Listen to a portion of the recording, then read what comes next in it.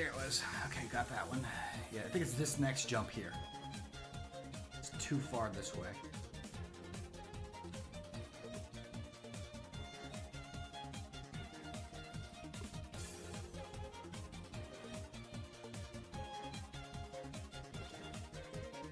I say as I make the jump.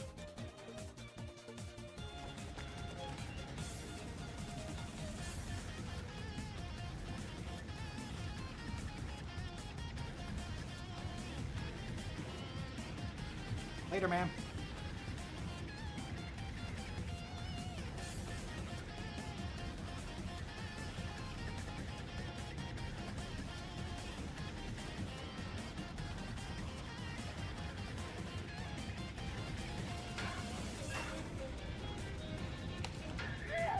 Bye.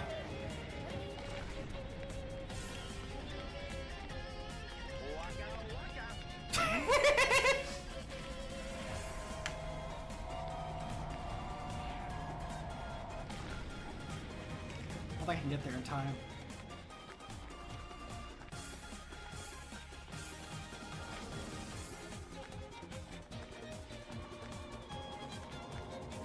Bye! How he pick up the Dragon Ball I dropped. How dare you blame me for a fool? Yeah, that's what I thought. Is he just goofing? The Ginyu Force won't tolerate insults from scum like you!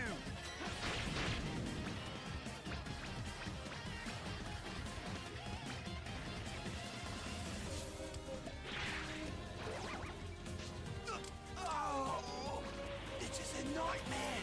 We're completely helpless here!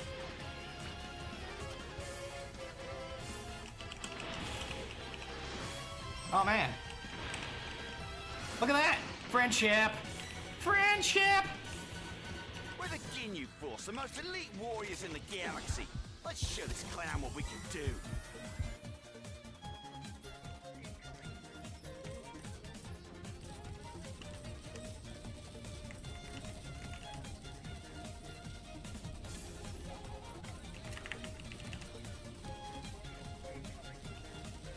Ah, I got it.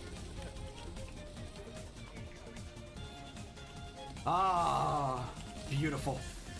We're really killing things.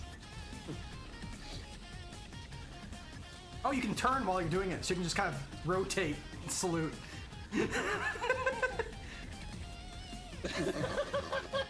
Oh, got a little close.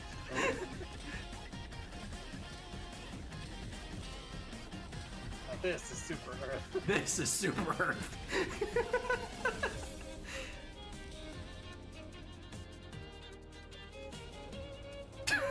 Just hearing the explosions in the background. Still cold. Well.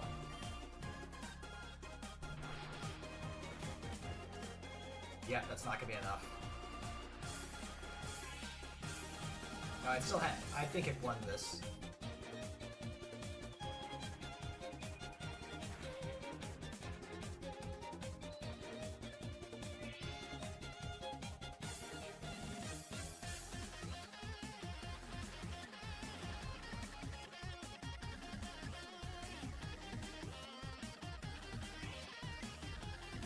Unless.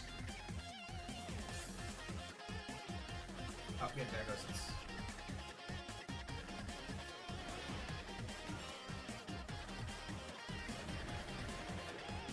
The clothesline! Oh my... What the hell?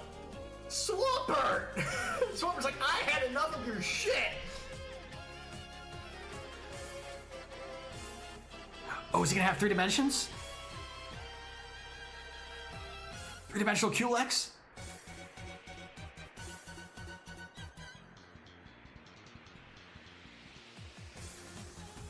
Greater evil power.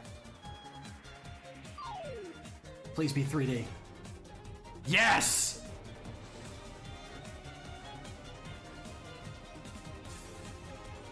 Oh god, he's beautiful.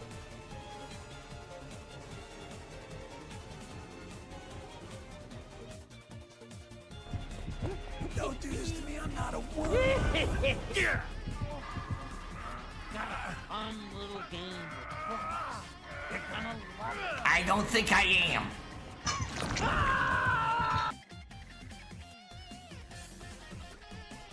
It's me, I'm the bug guy. Hello. This is my Cell voice. How are you doing? I'm Cell. My name starts with the letter C. Do you know the letter C, kids? Can you draw a C for me?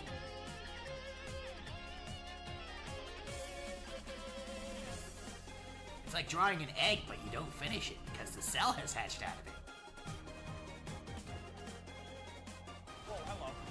Oh, that's a counter. I do not want to fight that right now. Oh, that's okay. Everything is chasing me. I got funnel.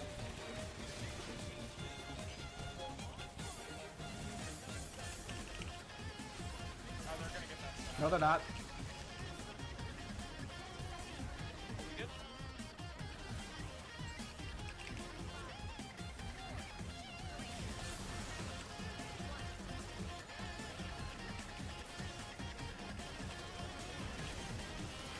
Guys, please get off this point. Thank you and goodbye.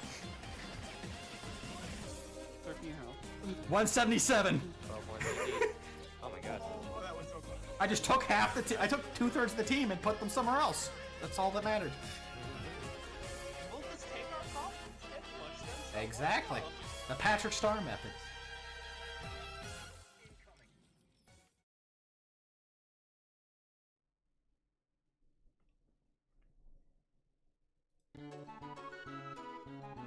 Hello, hello, everyone. Ham.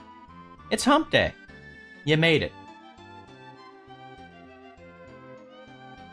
The week is halfway over.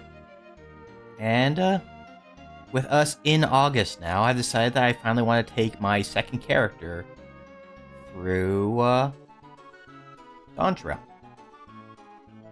Just kind of a for me thing. Like, I say that like my other stuff I'm doing isn't for me, but you know. You know, this is, I guess, more for me than if we're being completely honest.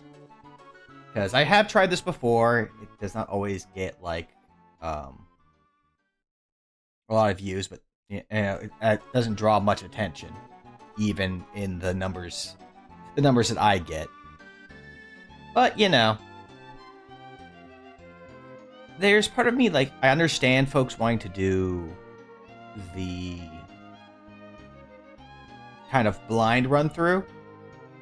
But I'm not knocking on anyone who did. Let me get that out here right now. I, don't like doing it right away just because, I want to give people a chance to, play it themselves, go through it at their own pace, and if they do happen to watch my streams, come in and get spoiled on something.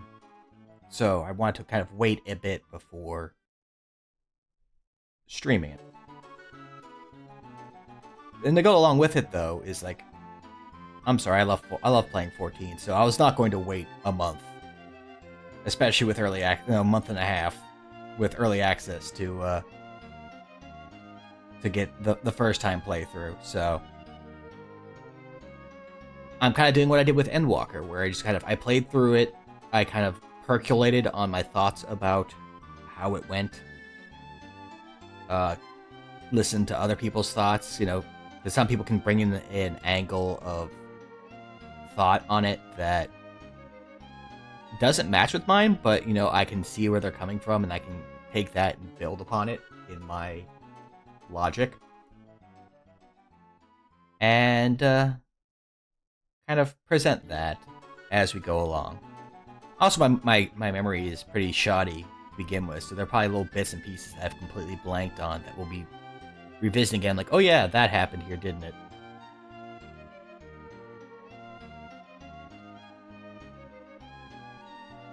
So, yeah, just kind of a heads up for people who are coming in and hanging out, or watching the VODs after the fact. This is going to be kind of I can't say spoiler free. That's the opposite of that.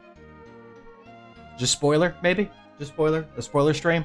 Where, you know, you don't need to walk on eggshells because, again, the Dawntrail's been out for a month now. And so, you know, I put up the tags just so people know that we know we're not going to be tiptoeing around stuff that happens later. Because I feel like a lot of things I want to say about the earlier stuff involves stuff that happens later. Because I feel like there's a lot of mixed opinions on a lot of things in this expansion. Overall, I just want to say I enjoyed it. I had a good time. I had fun with it. So I'm doing it again. I wouldn't be doing it again if I didn't enjoy going through it once already. But, you know, there are things I think they could have done better, and ideas that other people had, and thoughts other people had that I'm like, yeah, that's actually probably smart. And so, you know, if people want to have that sort of discussion, I say we go for that. For now, though, let's just, you know, quit hanging off on that one. And, just cut right back over into here.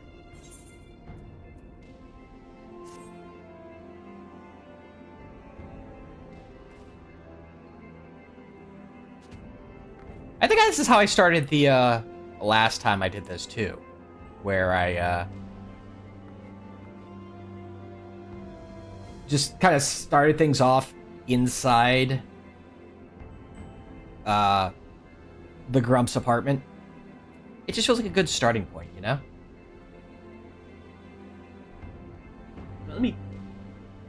I messed with my mic again. Okay, more accurately, if we're being completely honest. For being completely honest, I knocked it out of its little handle thing, and so I had to put it back up, and I tried a new setup for it while I was at it, so. Yeah.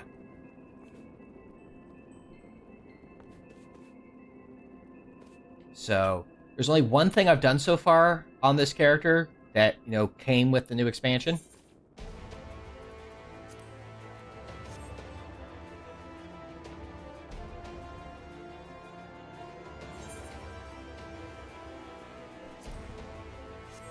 And that's just got him glasses. Because he has glasses. He's always had glasses. And being able to, them putting that in was real nice.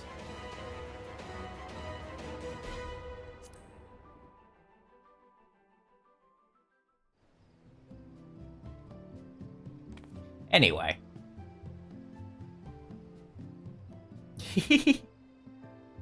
Yep, we're gonna be heading off and hitting up the... So we're going, what, straight to...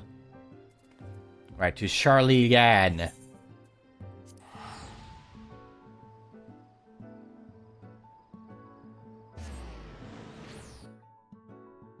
From the get-go.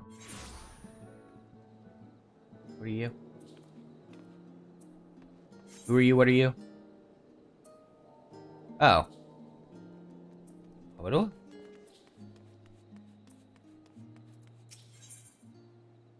Oh, this is the, crafting... Wow, I fell behind on that stuff, huh?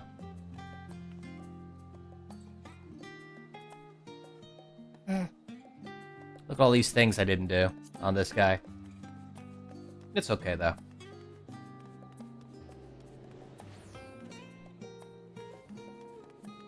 Yeah, it's neither here nor there. So the main plan is to go through as Sage primarily, but if things aren't working alright, I can always put on my little crown and go Red Mage. Just depending on how comfortable I feel with doing this stuff. Also, just also can be nice to see the fights and whatnot from a distance. Because, my main character is Paladin and Samurai, which is always very up close and personal, and I am small, so.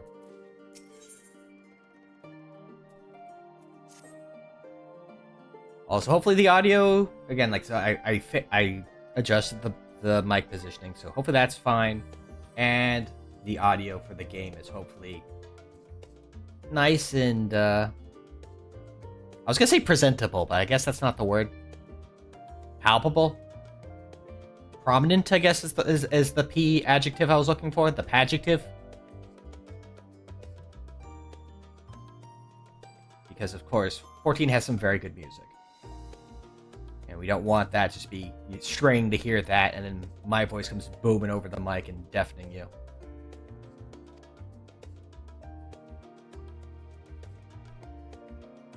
I'll probably try to be better about reading this stuff aloud. I'm not going to put any voices, but, you know, because I'm not going to remember the voices I did, or try to replicate the voices for people who actually have spoken lines. But, if I forget, I forget. If you ever forget, it happens to me. But anyway. I should probably hide all of these, because we're going to be doing a lot of not those.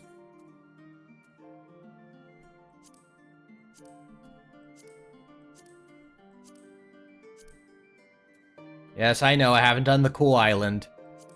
And I haven't really finished a lot of weapons. It's fine, though.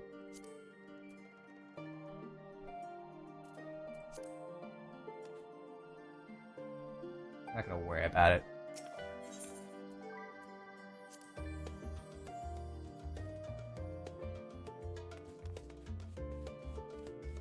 Also, I kind of threw together this blocker behind me here because, you know, make sure chat isn't coming, you know, in-game chat isn't coming across.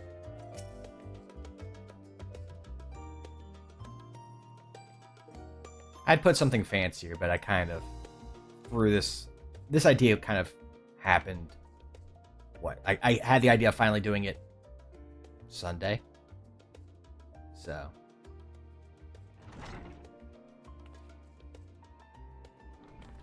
Just kind of rolling with it.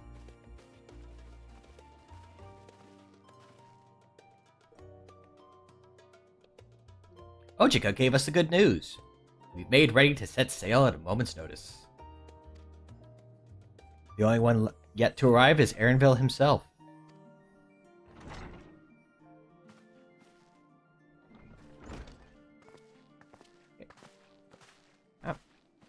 I do find it funny that I've chosen the two roles that are matching both the twins. Weird how that ended up. Like, I didn't plan on that. That's just kind of how I settled for this guy. Anyway. Ah, you're all here. It took some persuasion, but the Gleaner's Guild ship has granted us places aboard a vessel bound for Tural. There will be other passengers, researchers and artisans and the like, so we'll need to share deck space. That's fine, Aaronville. I doubt anyone expected we'd a ship all to ourselves. They're not casting off just yet, so if you have any lingering concerns, now is the time to voice them. I wouldn't call it a concern, but everyone's still clear on what we'll be doing in Tural, yes? For me, it's going to be stumbling over a lot of the words, so I apologize for that way in advance. I can be bad at wording sometimes, with basic English, and when we start getting in, you know, Central American, South American naming conventions, I may stumble here or there. I mean, no insult by it, I'm just bad with words. Here's a refresher. We've not forgotten, but here's a refresher for everyone who hasn't remembered what happened in the last little patch before Dawntrail came out. The nation of Tural is in the midst of deciding its next ruler. As your chosen allies, we shall assist you during the rite of succession and support your bid to become Dawn's servant.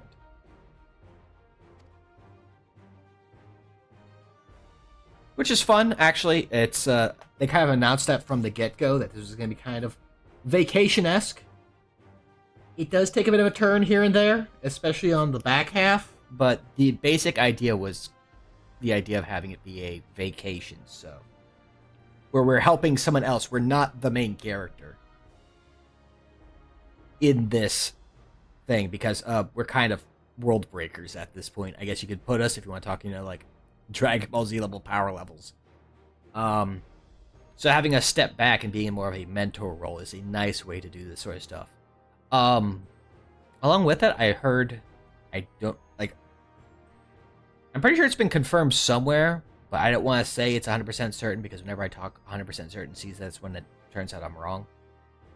That early on, the idea was that this was going to be a jumping on point. People would be able to start playing Final Fantasy XIV at level 90. So they don't have to go through A Realm Reborn, Heaven's Word, Stormblood, Shadowbringers, Endwalker, and just jump in here without having to go through all of that preamble, I guess is the way to put it, because since this is such a story-oriented game, there's a lot of stuff in its history that has very frequently called back to. And that's a thing I feel like I try to keep in mind in this because of that, and the fact it's a new writing team. They're trying to, I think they've done some side quests here and there, but they've never been like the main story quest writers, so, we don't have, like the acclaimed writer for the Endwalker MSQ figureheading this. So new chops, and then a vacation style adventure that's supposed to be a jumping on point, even though that fell through. But that last point is actually why a few things happen, I feel like, where they don't reference. They kind of don't touch on a lot of the stuff that happened previously when it could have been relevant, and kind of have a very, this thing kind of supposed to stand on its own sort of feel for the story, which can feel weird when, there are things that happened in the previous story that could have helped deal with certain situations, or,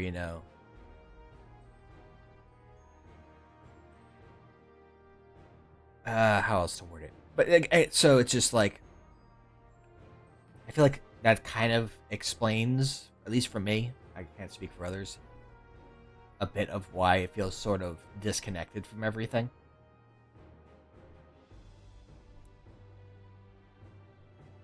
Since, apparently at some point they decided against that, but, I don't know when in the writing process that happened, so.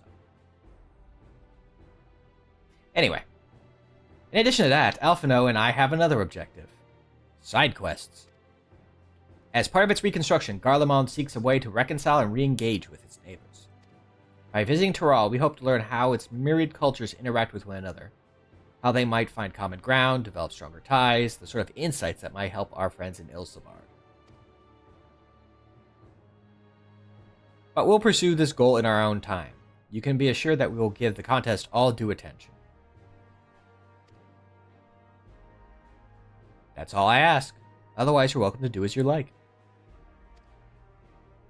Yeah, one of the big concerns and complaints about this. The Dawntrail. Hey, Scruffo. Yep, bringing my second character through. The grump in the back there. So, as I have in the tags, I'm pointing down like you guys can see where I'm pointing. I have it in the tags that spoilers are okay because I'll definitely be talking about things.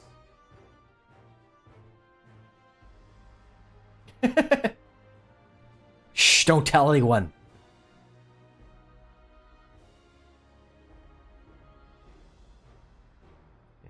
Think of Lolorito? Because he does have the mustache.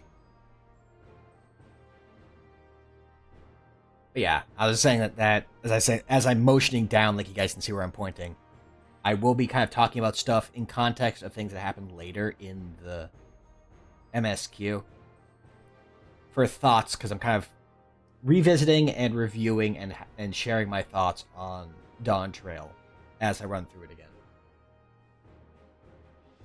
Ah, Taleji.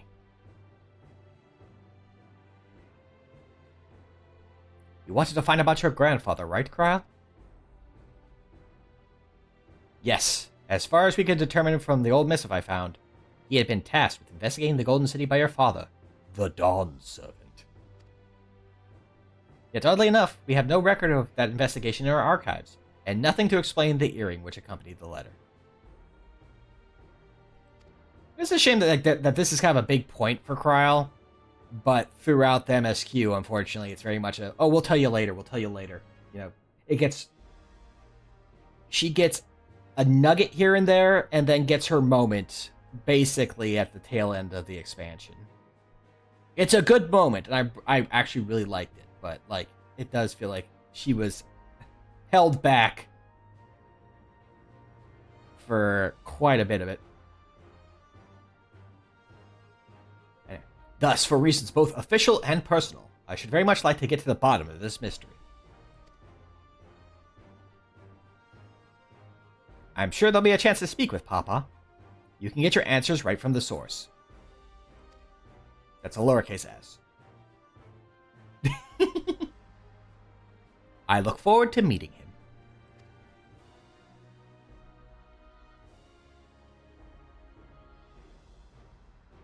She is very much a daddy's girl, but also I think she's very social in general. So she's going to be very cheerful and very positive and go-getting because she's a shonen protagonist, is what people have always kind of referred to Wook Lamont. And so, you know, she's going to be energetic and gung-ho and think the best thing's going to happen. Say, oh yeah, Dad, he'll listen, no worries. She only has two... I guess you could say she only has two real friends at most, but I feel like someone she probably calls all of her citizens, like all the people in Tuliolol, her friends. She strikes me as that kind of person. You know, you have a fun conversation with her, as you wave goodbye, you're her friend.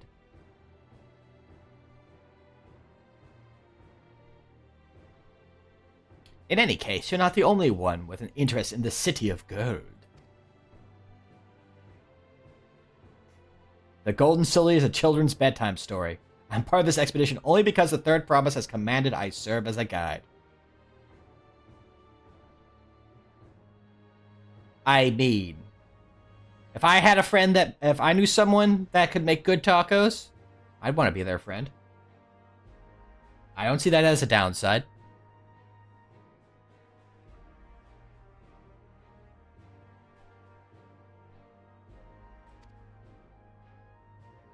Still playing the part of the stoic servant, I see.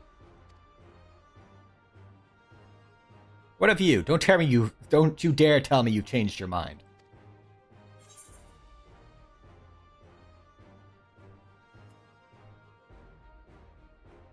Now, this character is a grump in my head, so he may have some sassy answers.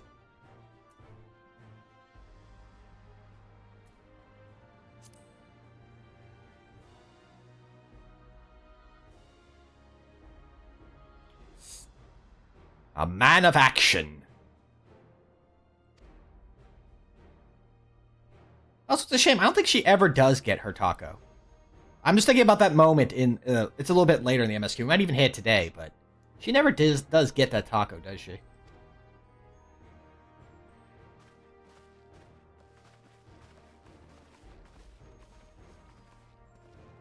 I mean, neither do we, but we can actually go to a vendor and buy them. So...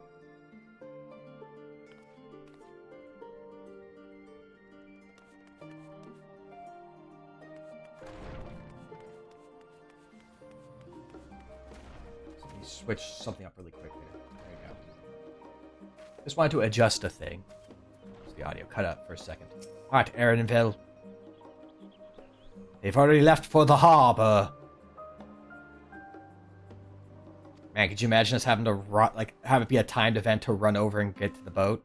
No, wait! Wait!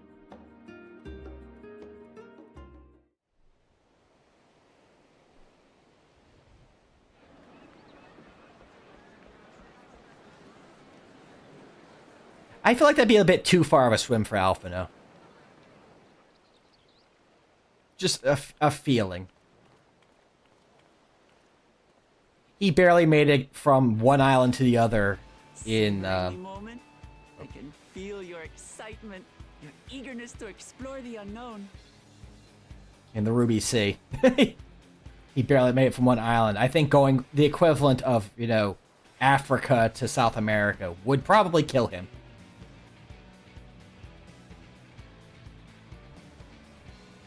The boy is not very buoyant. Well, for once, the fate of the world doesn't rest on our shoulders. We might even get a chance to enjoy ourselves.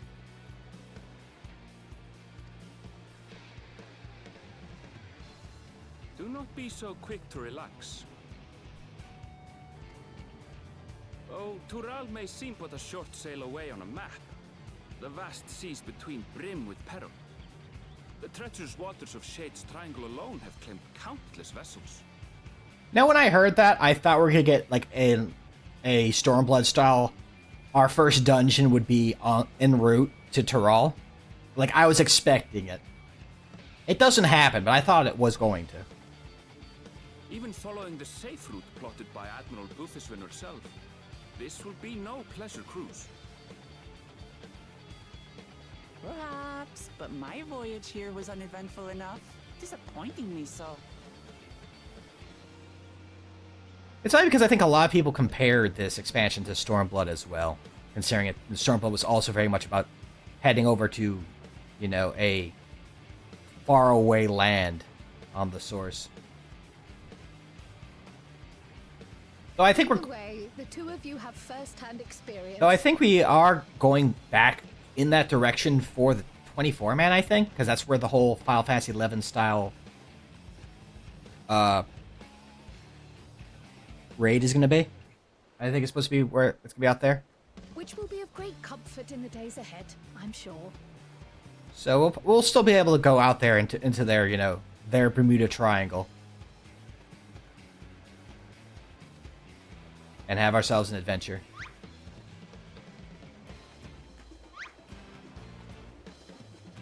Aye, it's nothing new to us.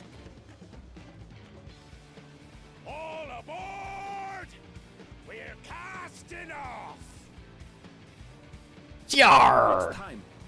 I trust you have everything you need.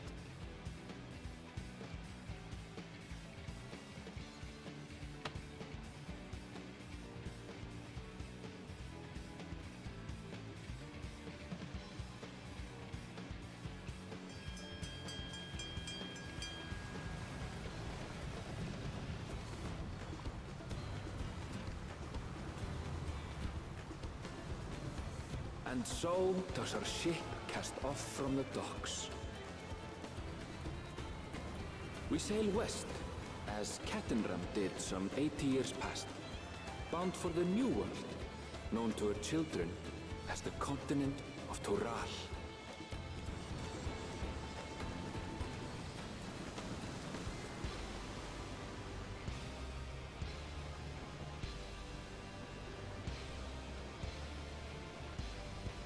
Just wait, Papa. When this contest is said and done, it'll be your daughter who sits the throne. Me, Woklamat. I'm gonna be king of the pirates!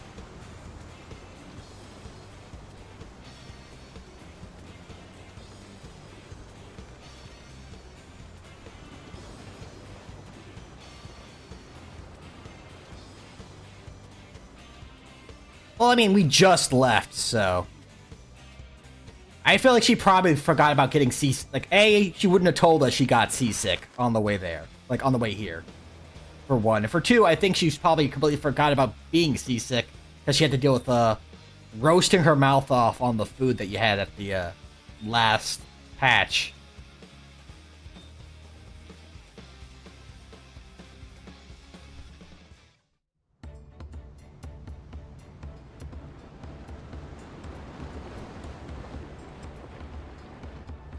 Yay, I'm gonna be king of the pot. Oh, jeez.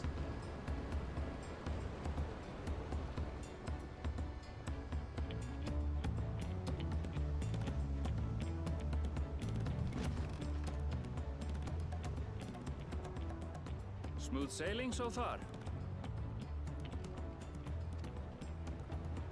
Aye, so far so good. I'm doing alright. How's about you? Ye be wanting to do a sea shanty with me? But this sea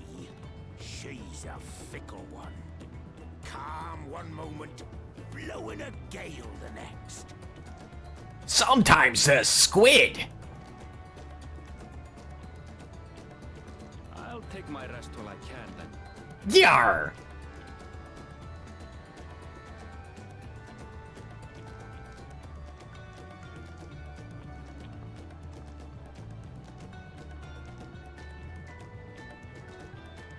It's my turn to stand on the pole. Port what seems an age ago now, and we've seen naught but open water ahead.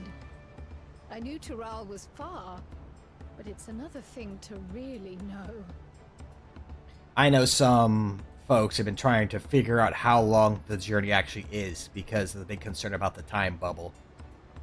Because folks are wanting to know, like, how long it's been since ARR at this point. And the whole idea I've been hearing, and I kind of can agree with, is they're keeping it very vague. Because, again, they do actually support the role-playing community. They don't want to kind of have to dictate, okay, it's been X number of years. Your character, if they were this age at this point in the story, they have to be this old now. Let you kind of choose your own pace for it. Speaking of which, some of our fellow passengers have made this trip before. Several times, in fact. I was able to learn a few things about Tural and the right of succession. That's usually been kind of the on the RP side. I think that's kind of the general consensus, is that every expansion has been about a year. Since we still have a long way to go, why not have a chat with them yourself? I'm sure you have questions of your own. That is true. Time dilation. It's like Digimon, where, they spent months in the digital world, come back, and it's still August 1st?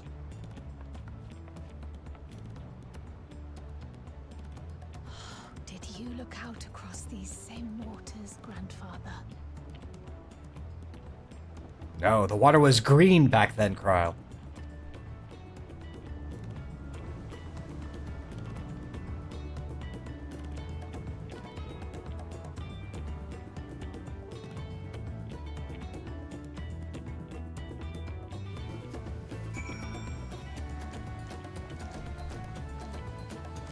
You gonna stand up out there? Are you gonna claim to be king of the pirates too? No? Okay.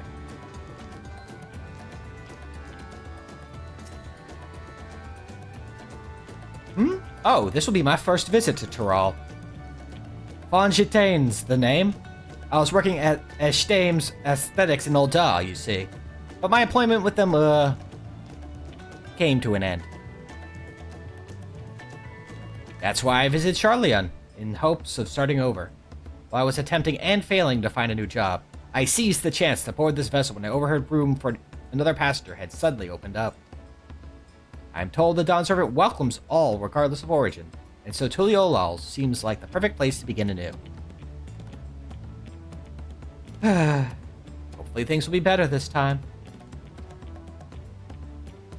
Is that commentary on anything?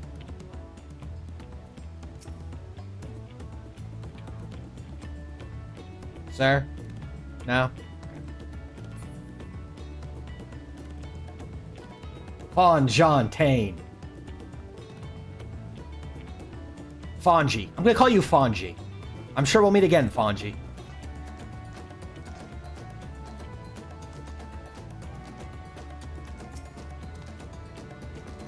I see you in Eorzea before, you great and famous hero.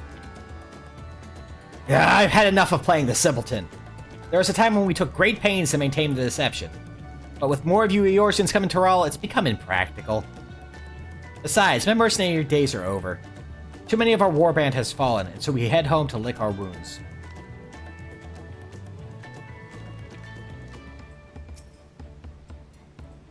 My story? Well, since you asked. I wanted to retrace the historic journey of the great Ketan Ram, the first Eorzean to set foot on Tural almost 80 years ago. The Mamulja leader is said to have welcomed Ketan Ram with open arms, and sent him home with a bounty of silverware as token of their friendship. He had so many spoons. Oh yeah, the Mamulja are just everywhere. I love that there's a side quest. Is it side quest or part of the main MSQ? I think it's a side quest where you still don't get to see the Mamulja bathing dance. Like, is it like, okay, we're in Tural. We're finally going to see the bathing dance. No, not here. No, stop it. The running gag continues. But the real treasure was the crops he brought back. Popa toast, tomatoes, and corn, which spread across the Eorzea like wildfire. His grand adventure led to a culinary revolution. Tales say Catamaran returned to Tural several times after that, but his ship vanished during his last recorded voyage, and he was never heard from again. That even a seasoned explorer like him could meet such an end is a testimony to the ocean's peril. We speak for the corn servant.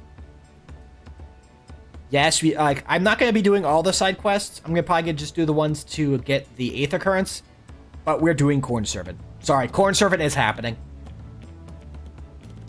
That is the one side quest. That's the one other side quest chain we are doing.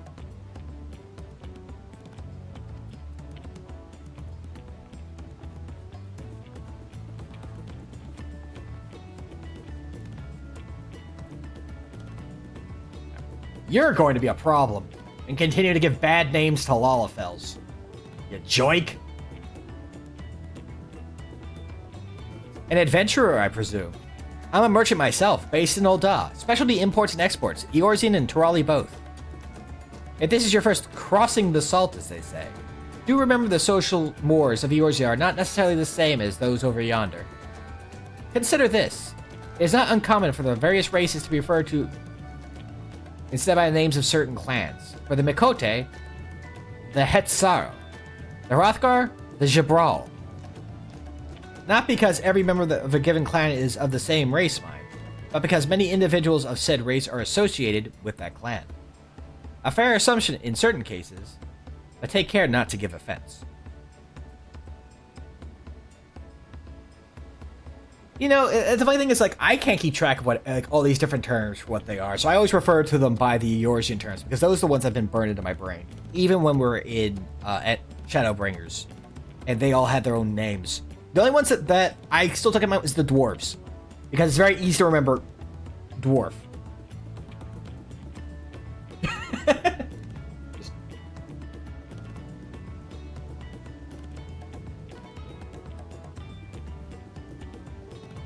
Oh, I'm sure that, yeah, I'm definitely looking forward to what they do with the post content and future expansions and stuff based off of all this that they're setting up now.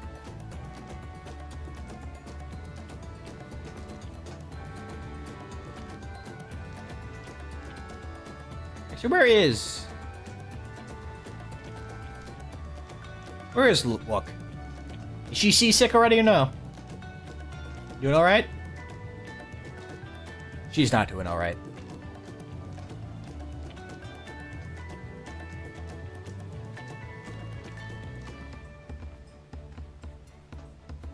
Yar!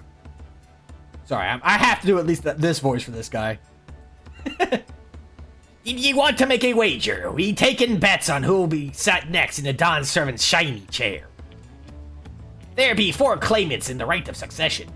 Your young Wukalamat be one of them, of course. But from what a Mamulja bloke be telling us, the other 3 are all strong contenders. Not too many keen to risk their coin on the 3rd promise. Yar! Oh.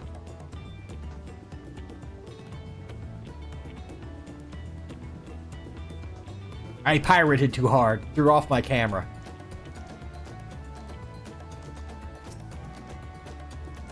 Did you learn anything of interest?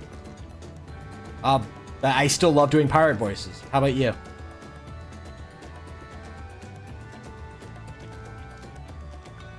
Oh, I hadn't heard about the clan names. We should have Wukalamat and Airville teach us the ones we should know. People hate Krile? That's news to me.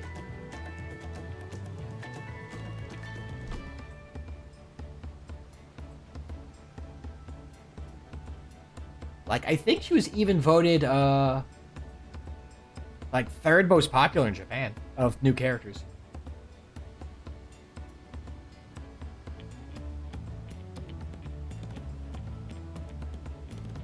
Above her was, Aaronville and,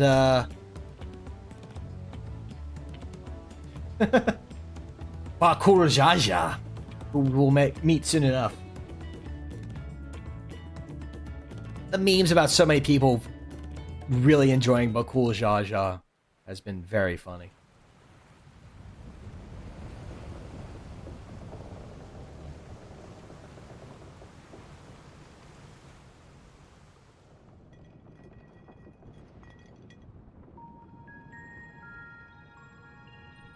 We're in for a proper storm, it seems. Bakul is interesting because, again, like, I don't forgive him for what he does, but you can understand his reasoning for it, and it kind of makes him... It doesn't make it okay, but it makes it a bit more understandable. Just so you know, when you have a character like that, it does always help when, you know, it's not just they're doing it for no reason, but you can understand where they're coming from. And it kind of, just having that, finding out his reasoning, especially coming back and looking it over again, might put an interesting twist on all of it.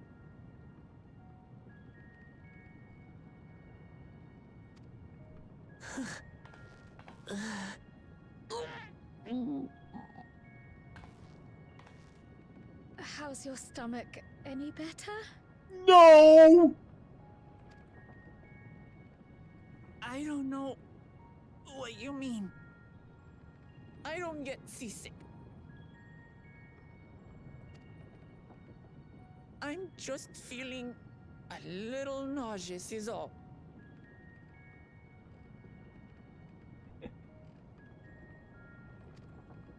Isn't that what seasickness is? Wokalamat's a good bean.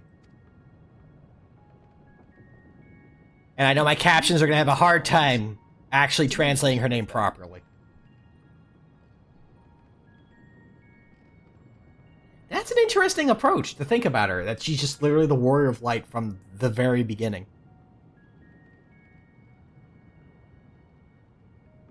That's a very interesting take on it. I like that. The Shetona, as my people are called, have settlements mainly in the north, in Tural.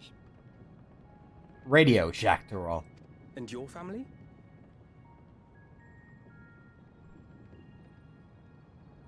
We're more of an Office Depot people. I know nothing of my father, not even his name. You think this is ever going to come up? Because, again, since we're being open spoilers, we meet his mom. I wonder if his dad's going to come up. Because, yeah, you don't drop a line like this and not come back to it. As for my mother... Your mother's a barrel?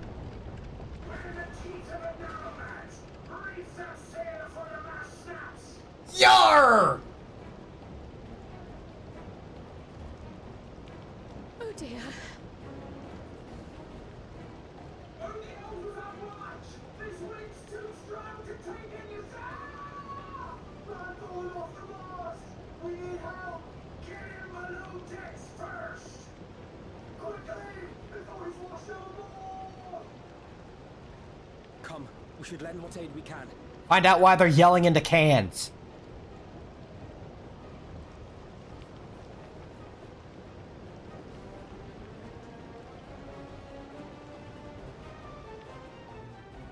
Or into a cup. Hold on, I have a cup. I can. I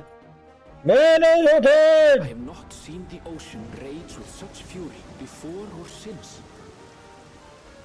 Yar, the storm be wild! Yar, I be a pirate in a cup.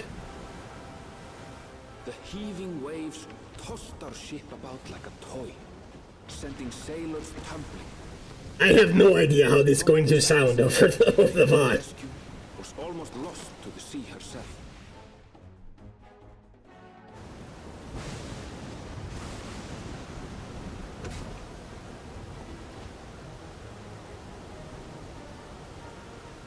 Quick, feed it carrots. Meanwhile, our champion rushed to deploy the vessel's magical defenses, and thereby shield us from the lightning.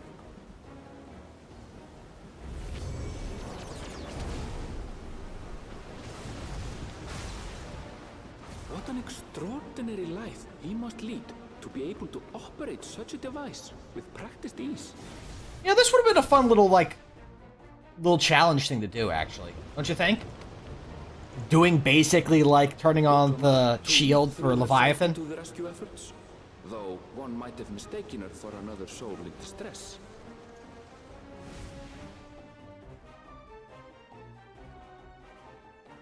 There's a couple points where I feel like we should have been able to do stuff that was just kind of relegated to either off-screen or cutscenes.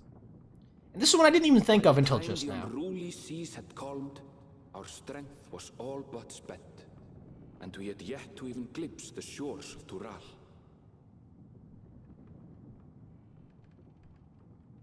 It's okay, I know all about shields. I'm gonna say it. In retrospect, of course, that battle against the storm would prove a fitting prelude to the coming contest for the throne. There'll be a lot of cutscenes. Waka waka.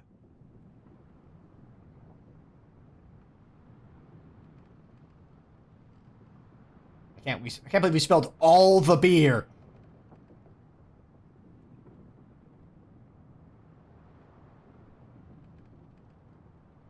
I feel like this is a really good opening, like starting shot for your character.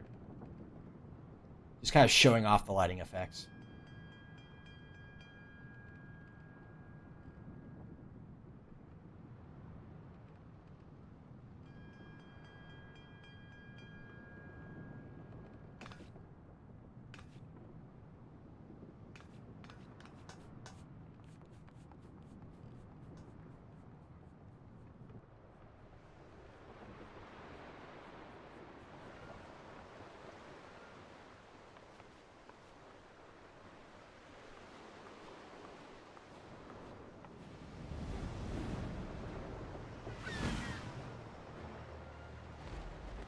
I'll never get over my enjoyment of having a Lalafell as the Warrior of Light, just because you have, you know, a world-level powerhouse who just waddles up the stairs. It's me. I'm a world breaker. At 3 feet tall. Joining us for some fresh air?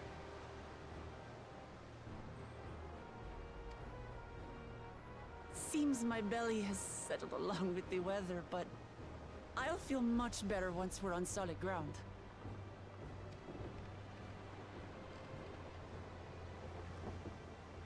Ugh. Can't be much farther now, can it?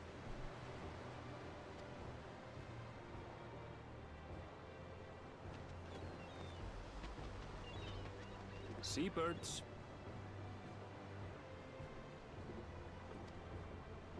Land must be near. You need only hold out a while longer. See? Birds.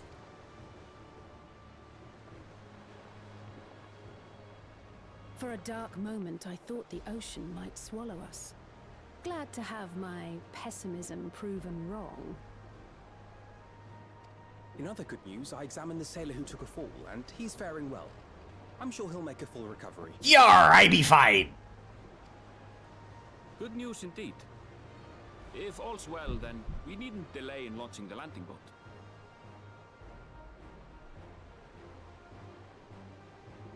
Apparently my upstairs neighbor thought otherwise. Yar, I not be fine. Me leg!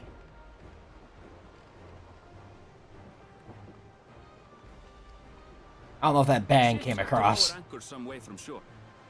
Too close, and they risk having their underbellies ripped open by the reefs that crowd Tuliola's coasts. Come.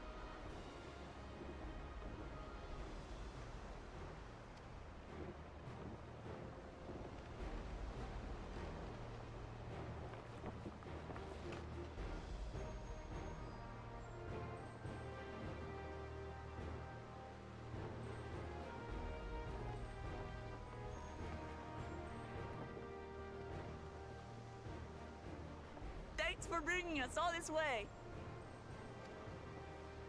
Ha! We only did what we were paid to do. Couldn't hardly set you adrift halfway. If anything, it should be us thanking you for helping us through that beast of a storm. The beast!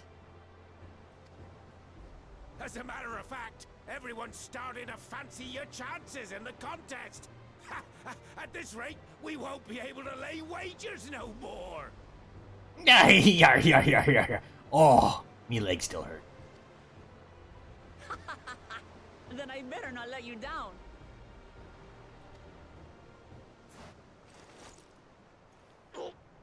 Easy, stomach. Easy.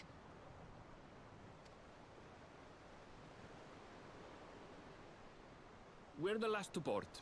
If there's nothing left to say, then let's shove off, shall we?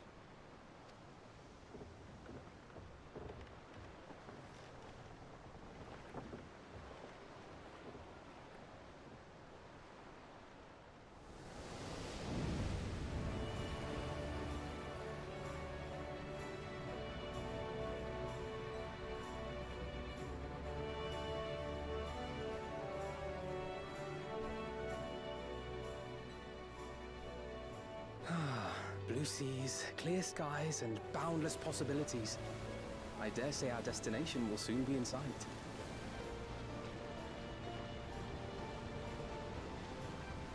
You said the thing from the trailer.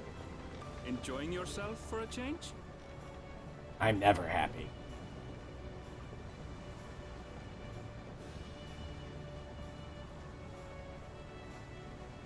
There, look at my friends. That smile looks all the more sinister when you can't see his eyes. Not gonna lie.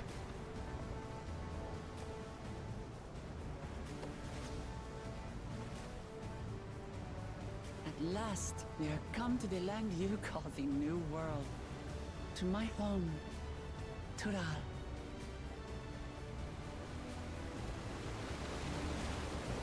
I finally get to use my actual character model.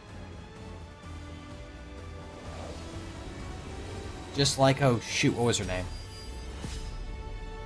The Aura ninja girl from Stormbringers. Stormblood. Because I think she used like a, she used a Mikote frame?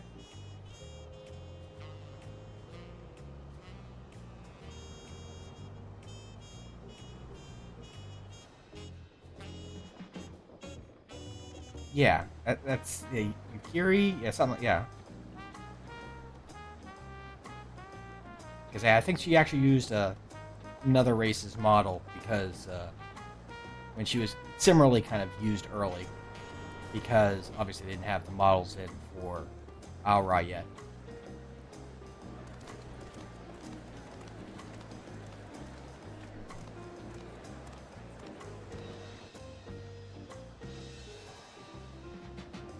I think it was like Yugiri Mistwalker, I think was her name was.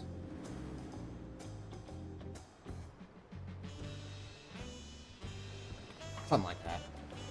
I'm bad with names.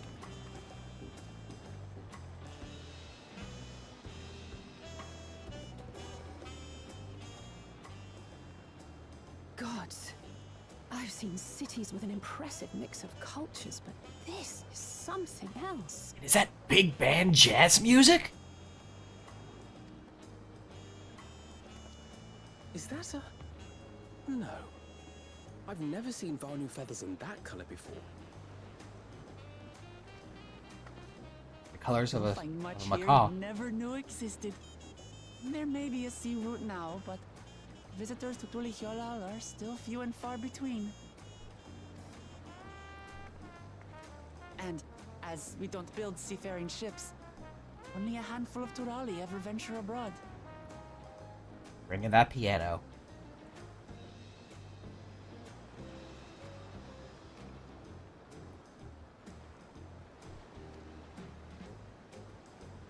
Mamulja sellswords mostly. Those willing to play the fool sail with Lominsan merchants to secure employment in Eorzea.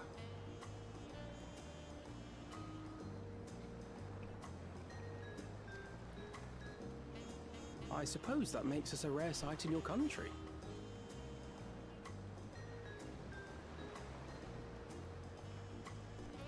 Guess he just couldn't find work here?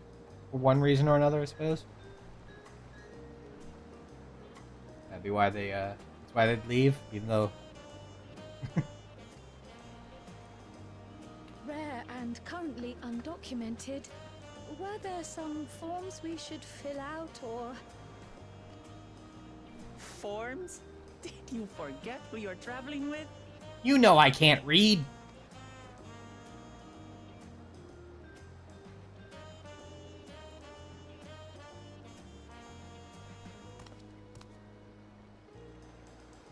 You are outsiders?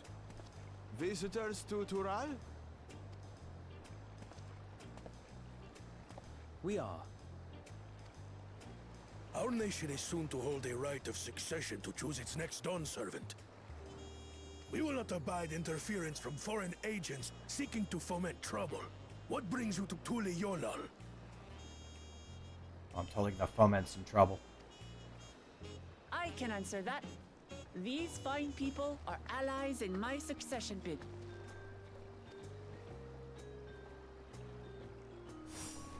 Third promise. If you vouch for them, then all is well. Of course. Please, accept our apologies. I might have to up No character need to volumes. bow and scrape. That our soldiers are so diligent in their duties fills me with pride.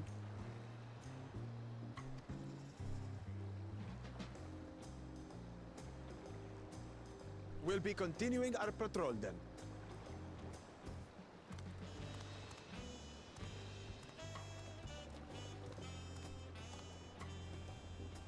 Well, well. You really are a figure of authority here. Are you suggesting I don't look the part?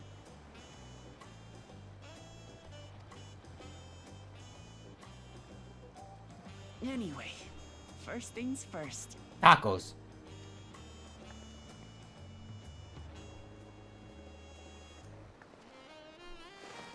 I bid you welcome to Tural.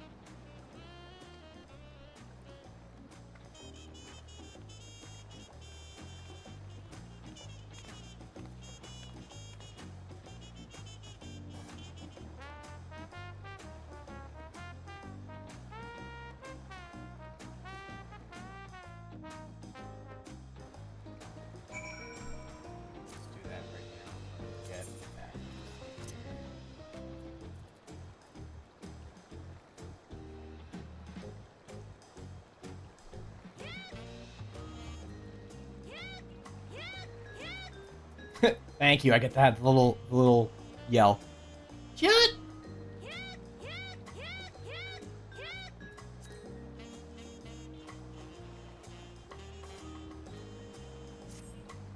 I always forget that they have that.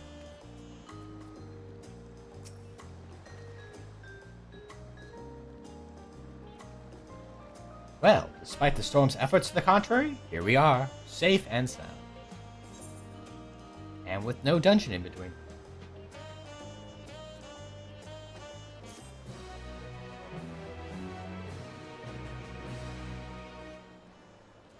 You have arrived in Tural! You can return to the city at any time by speaking with the sprightly sailor in Scholar's Harbor in Australia. Yar, me leg be feeling better.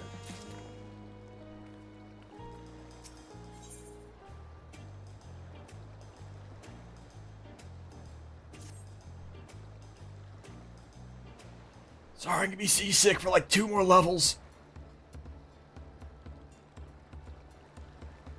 Right then, first things first. Tacos. Never mind. Alright, still a bit queasy. No more boats for a while.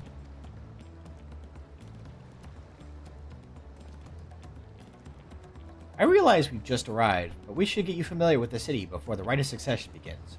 You gotta grab your Aetherites.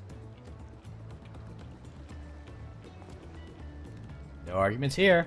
I should very much like to explore, and be able to teleport wherever I want to. And I'll guide you.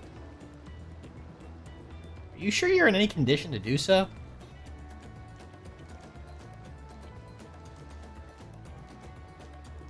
Aha! We were wondering who these strange folk were, so the third promise has found herself some new followers then. Followers? What, Lamont? Are you unwell?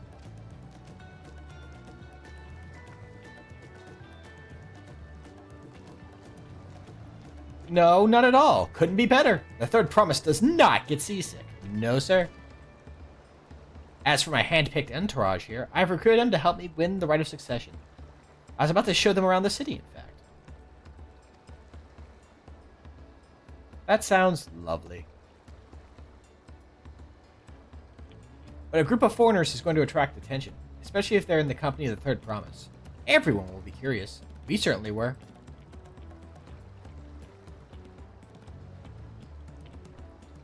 Your siblings have a tendency to command a respectful distance, but you're just so easy to approach. You're so friendly. So friendly, Woklamat. And I enjoy it so much when you do. Please don't ever worry that you're a bother to me. You're very kind. Good day to you, third promise.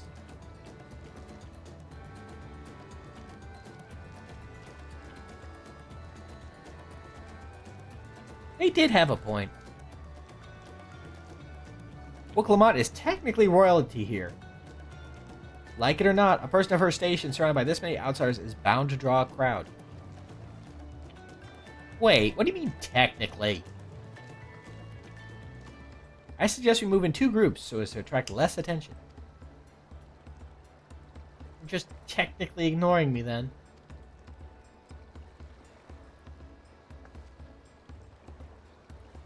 Ganji, you and Krau can come with me.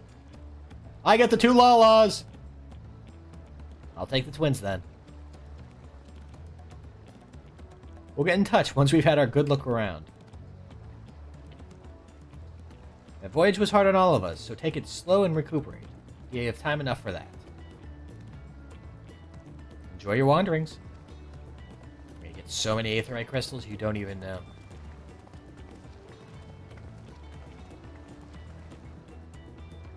Perhaps we should wait a bit. At least until Woklamat's nausea subsides. No need for that. Look, I'm ready to go. Wharf!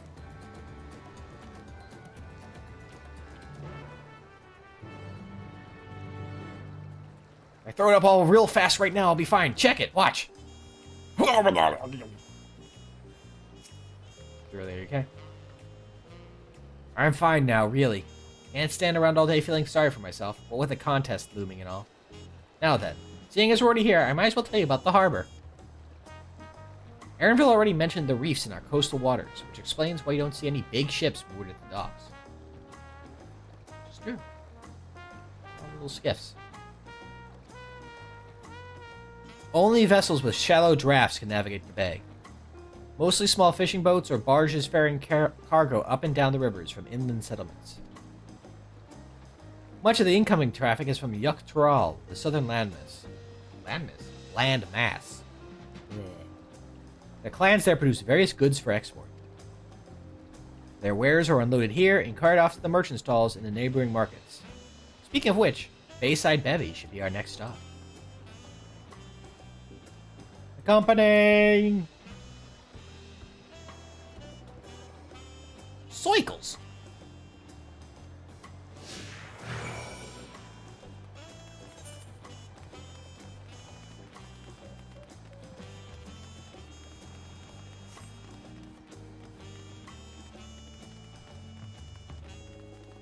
Fat cat.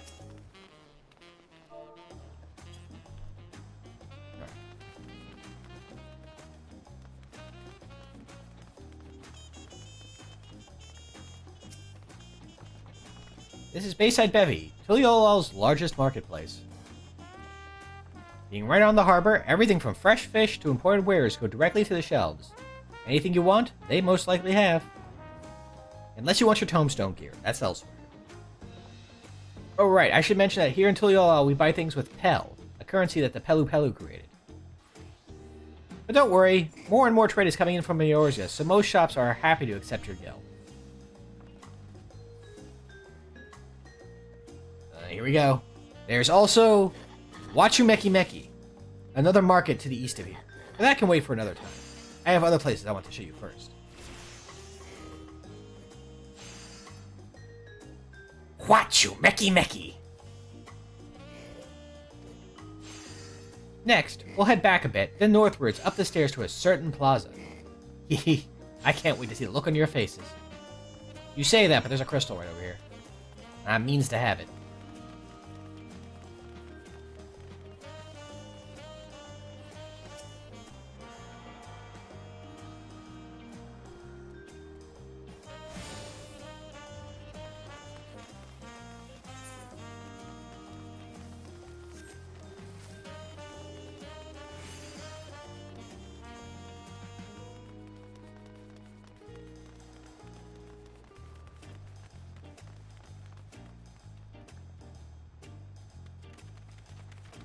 The group hanging out. What do you think of that, eh? Goodness me, you have Aetherites in Tuliolo? I think I told you before, but my brother Kwana spent 3 years studying in Charlian. He fell in love with the nation and its ways and brought back to us the knowledge of Aetherite construction. Papa warmed to the idea at once and had one built immediately. It's shaped like one of your grapes. Oh, they fixed that. Did you do that? Did you do the attuning thing? If you're ready to continue, we'll head down again and then up the slope to the up the slope to the side. Right at the top is the gate which leads to Tural. Let's make a stop at Brightbloom Post on the way, though. That's the headquarters for the Landsguard.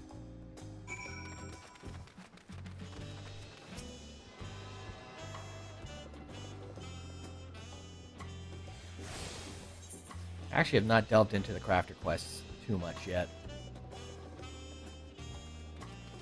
I ended up leveling all my trusts on my other character to 100, and in the process, leveling a lot of regular jobs. I have 3 of the 4 tanks already maxed out at 100. Samurai, Monk, Scholar, and Summoner, because if you're going to do, role quests, why not get the double dip action of Scholar and Summoner. And then Machinist. You have a lot of narrow, winding streets that curl up the sides of the mountain. As you can see, though, the builders made sure the city's main thoroughfares were wide enough to accommodate wagons. All you have to say about this. Trudging up and down all these slopes and stairs is exhausting. I understand now where Woklamak gets her endless endurance.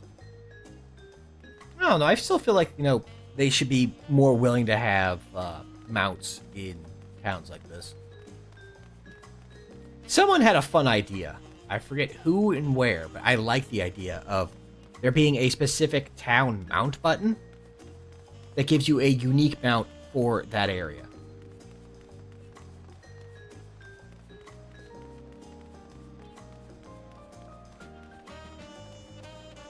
I think for here, the idea was just like it'd be like access to alpacas.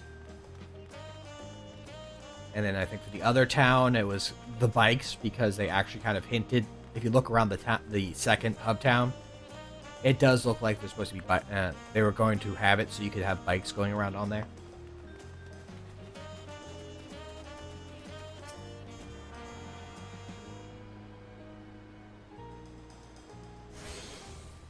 It would definitely make a lot of this running around a bit easier, even with Aetherites. Another thing is, I keep thinking it was Bright Bloom, but it's not. It's Bright Plume. Here we are, Bright Plume Post. The soldiers stationed here are responsible for defending Tuliolo and preserving the peace. The Landsguard are led by our nation's strongest warrior, and so naturally Papa has commanded them since the beginning. At least until 3 years ago, when Zoralja took over as commander. Title is no empty honor. It means the first promise is considered equal to the Dawn Servant in martial strength.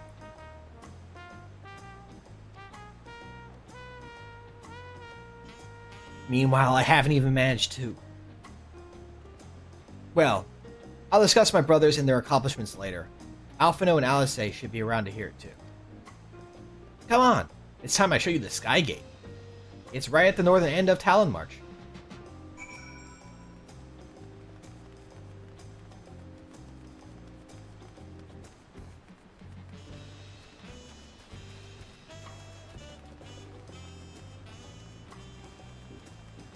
Zoralja is definitely a character I have a few thoughts on.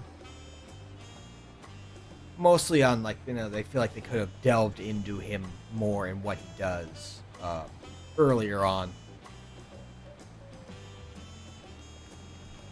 But we'll get to that when we get to that.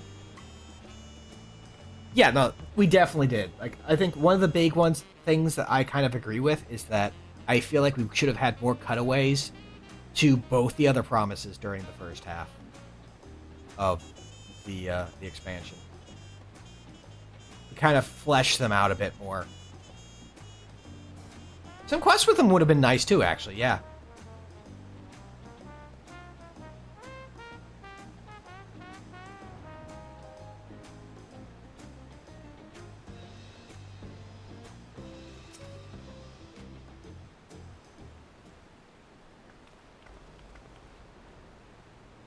Because really, I think the only real time you do anything with him, like actively, is the first trial.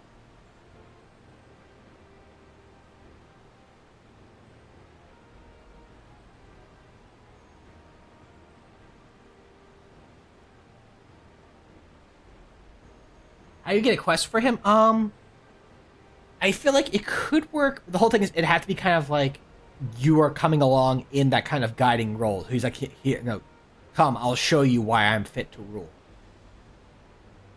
You know? Have him trying to, you know, reaffirm that he's the best, that he's the strongest one, he's the most capable for the job. And so you're kind of doing what you're doing with Wook Lamont. That actually might have been really nice if you spent a couple times, a little bits, like following them around, like you follow Wook Lamont for a little bit. Like they're the obvious focal point for that section, and that way you can kind of delve more into them, while, you know, the Warrior of Light kind of sits in the background and kind of, you know, follows them around.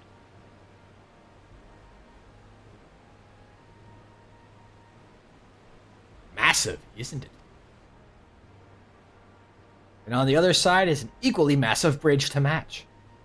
Both were constructed by a race of giants, the Yakwui. I'm probably mangling. It's been a while since I've actually heard their name said, but you know, we'll roll with it. Strictly speaking, Tural is two separate continents. Yak Tural, the southern lands of the mother, and Shak Tural, the northern lands of the father, which lie beyond the bridge. Legends say it used to be one great landmass, but long, long ago, the two gods fought a titanic battle. And when one threw the other to the ground, the impact was so devastating as to split the continent in twain. I wonder who that makes me think of.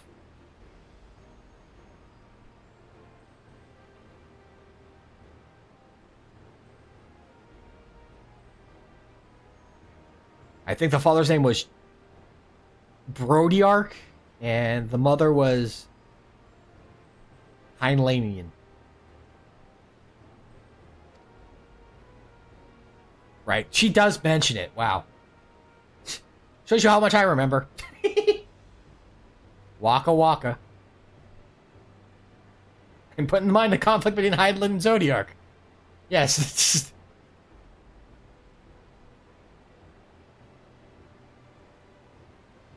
I would not mind a battle on this big bridge. That is true. Have it called the Battle on Bigger Bridge, because we've already had the Greg Battle on Big Bridge fight.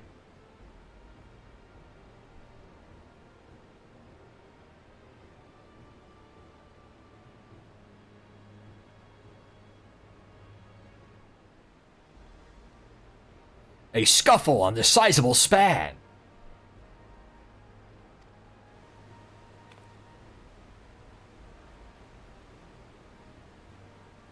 conflict on this considerable crossing. Gotta have the alliteration. But getting back to Tural, those lands are also part of the Tural nation, correct? That's right. Isn't my father incredible? He united the peoples of 2 continents into a single nation. The many clans of Tural have been at war for generations. It was only when Papa traveled the lands and put a stop to their myriad conflicts that we finally had peace. And that's the main reason I want to win the throne, so I can preserve the peace he built.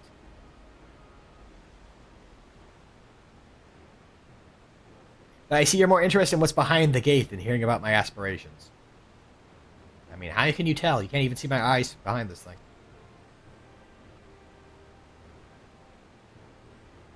Yeah, I think Golu Jaja and Louis Swa would actually have gotten along pretty famously.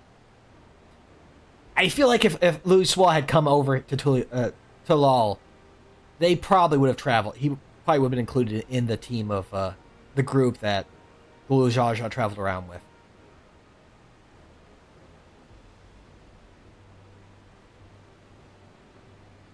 Crossing the bridge to Tural requires a special travel pass. Unfortunately, they won't issue any new permits until the rite of succession is over, conveniently gating you to this half of the continent.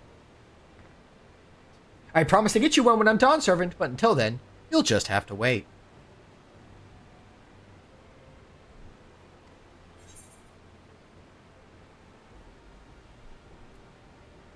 I'll hold you to that.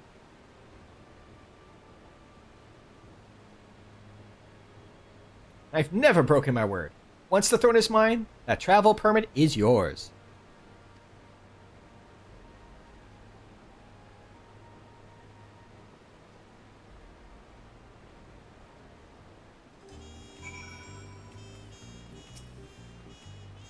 Must have covered half the city by now. Kinda. Tural is unlike any other place I visited. I'm thoroughly enjoying myself. I think we're alright for equipment for a while, though.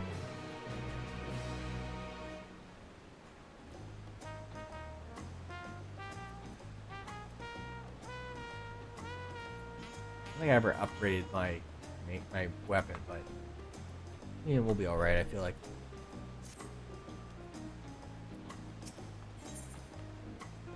A city of stairs! Hooray! We'll head west next, towards the Arch of the Dawn. The dirigible landing is on the way. Have dirigibles too? Tural certainly doesn't want for methods of travel. We get by. Now, if you've seen enough of this area, let me know and we'll continue on. The Arch of the Dawn is the other side of the city, so speak up if you see something that interests you as we walk.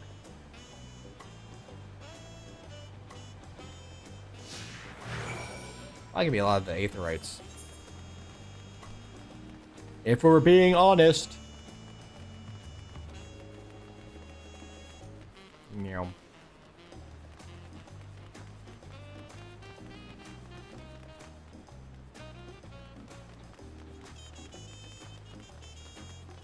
In the meantime, we can just enjoy this big band jazz.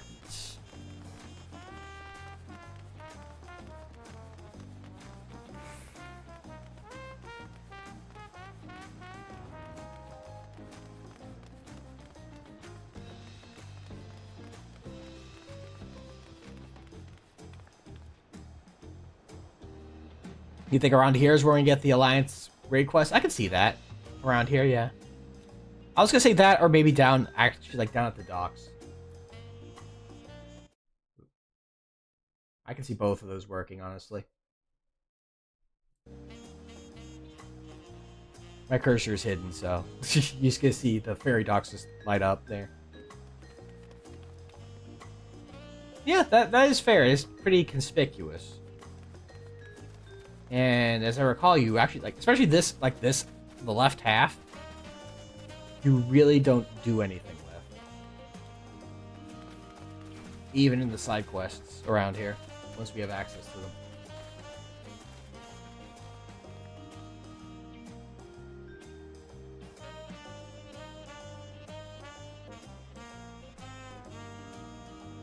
You mean the field ops? What?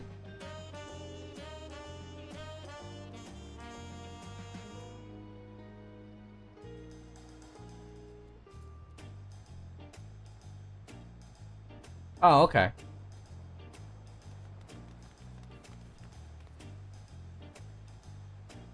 Yeah, that could be there. Yeah, there you go.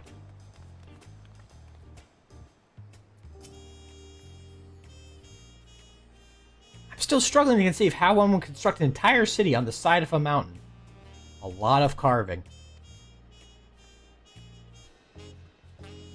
This was originally the site of a Yakoi temple. The giants built it when they were first making the bridge to Shak Tural to appease the god who slumbers in the great ocean trench.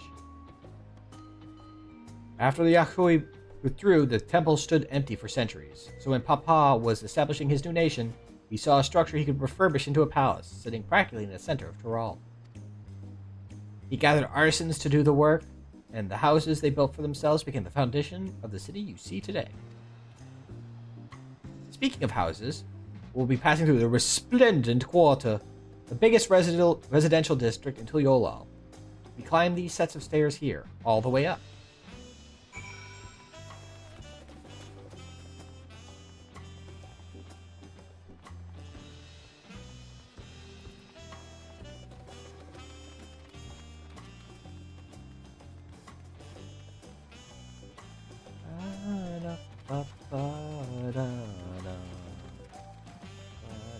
Oh, hold on. Let's see if we can hear this. If we can hear it. Hold on.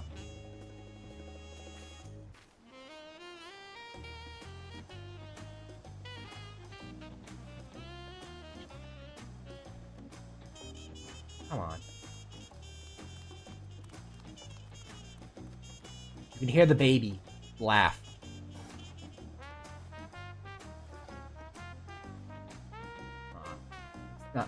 I don't know if the angle, this one just doesn't do it, or the angle's off.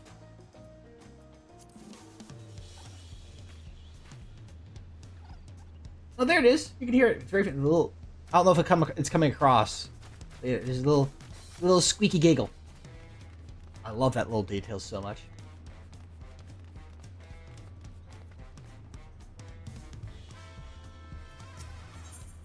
Discuss the palace. There it is. Papa's palace is called Valak Shunsa, which roughly translates to the invincible resilience. I want to take a closer look, but we'll be coming back here later. Let's move along for now. There's an aetheryte.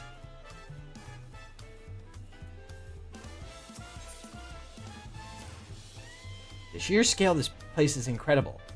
I wonder what that carving at the top represents. That means a very important thing, bro.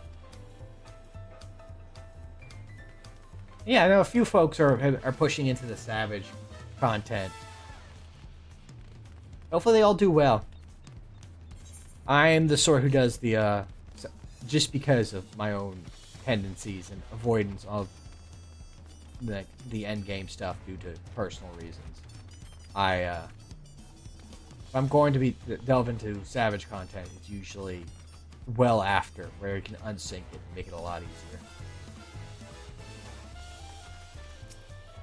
But mad props to people who are progging, because I used to do that back in World of Warcraft, so I know how much work that takes.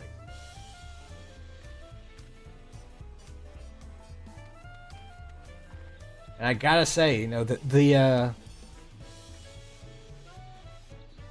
8-man raids are pretty rad. I do love what they're doing with those.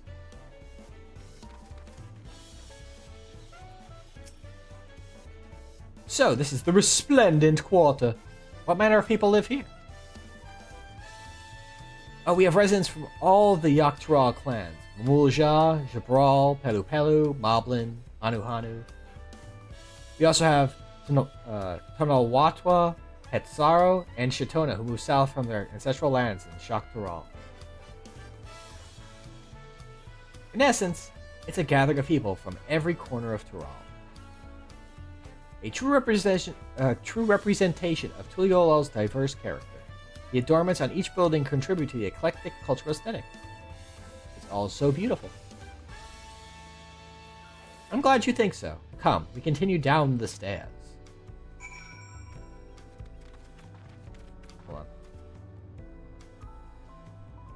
Art. Yeah.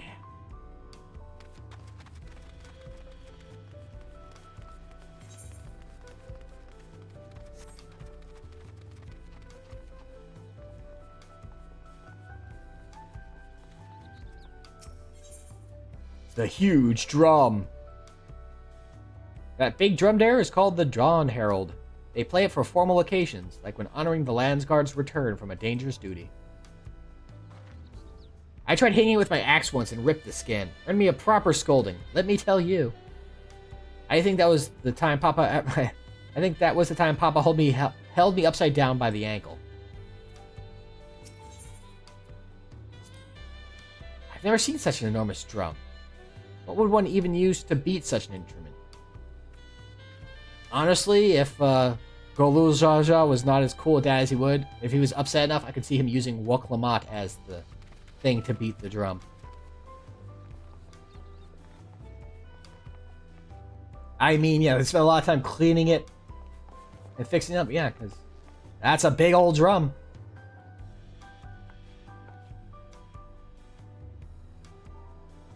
Bum, ba-dum, dum, ba-dum, bum. And now, you know them, you love them. Alpacas!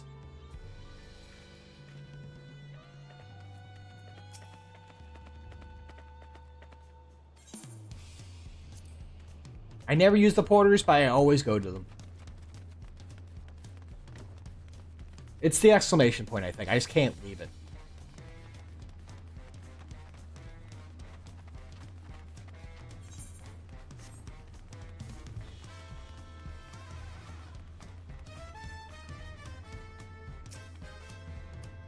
And here are our dirigibles. Not bad, eh?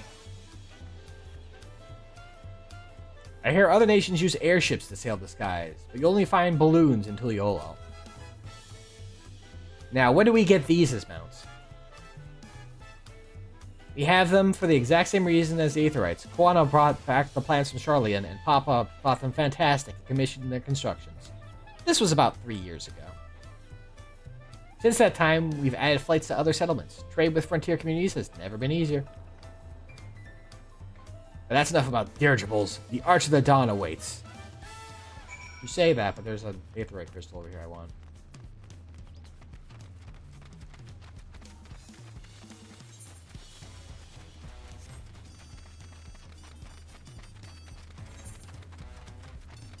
I want it.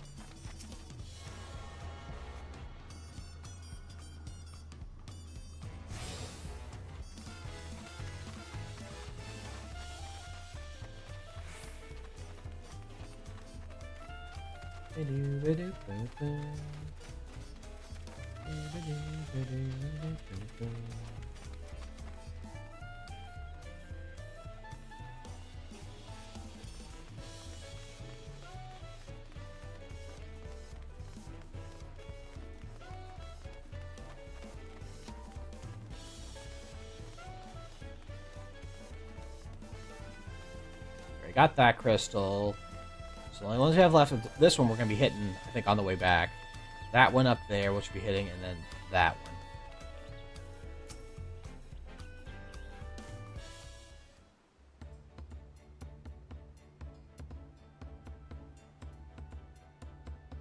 This is it. The main gate. The main gate. The main... Sorry. The Arch of the Dawn. When the Giants were still here, it was known as the Tural Land Gate. But when Papa found Tuliolal, everyone began using its present name in honor of his great achievement. Through this gate is Kozama Uka, the wetlands south of the city. Depending on what the right of succession asks of us, we may end up going in that direction. Kozama Uka, the name alone is intriguing. Speaking of which, what were those fluffy animals we passed earlier?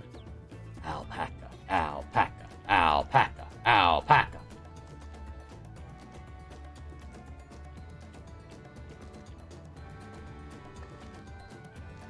Oh, right. Ah, those are alpacas. Fearsome, four-legged fiends. Fiends.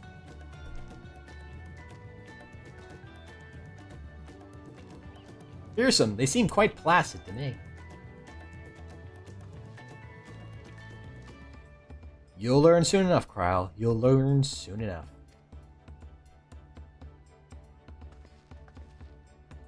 But forget the alpacas. I have something far more important to show you. Come along. Tacos? Not yet.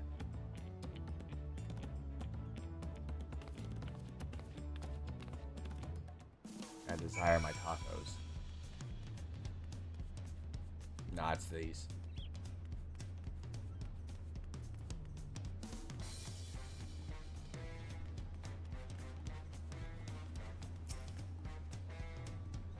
You wish to learn the history of Tural, then look no further. These stone pillars, you mean?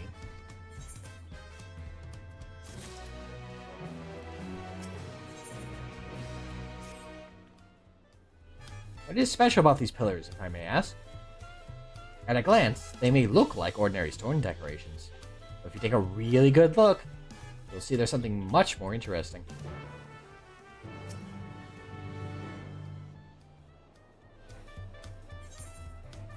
Look at them pillars.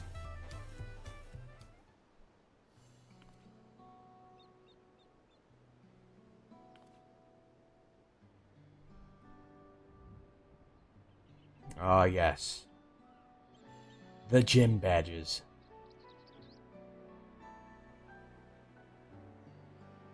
Except for that one.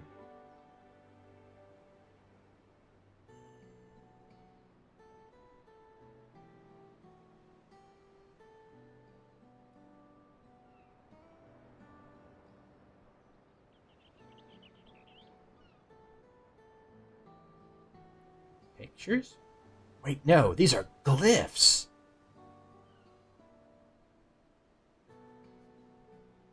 If they were of the hippo riders, it'd be hippoglyphs. Waka waka! They seem to tell a series of stories, many of them featuring a two-headed mamulja. Oh, then this must be. That's right. It follows the exploits of my father, Galul Jaja, and his journey to unite our lands. We call it the Tuliolal saga. The deeds he performed and the bonds he forged, all immortalized in stone. There's no better way to learn how Tuliolal came to be. Study them as long as you like.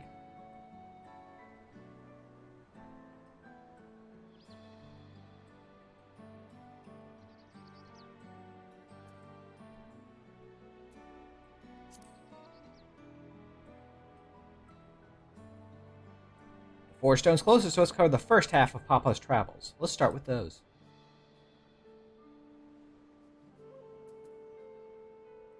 Lay of the Brotherhood. This pillar tells the Lay of the Brotherhood. It depicts the scene where Papa granted an audience to the foreign explorer Ket... something. I can never remember the name. You mean Ketenram? Ah, that's the one. Ketenram's arrival in Tural is what prompted Papa to embark on his own journey. It said the two grew to be close friends, brothers in spirit, if not blood. But no one knows what became of the explorer in later years. Also, he looks extremely rugged for some reason. Ketenram's disappearance is a mystery in Niorza as well. The records say he traveled between our lands and yours for a while, but then it's assumed he was lost at sea.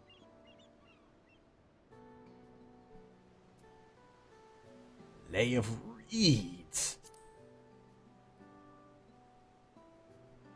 Here we have the Lay of Reeds. This is the story of when Papa visited the Hanu Hanu in their village in Kozama Uka. Ah, the people Alphino almost took for Vanu Vanu, if not for the colorful plumage.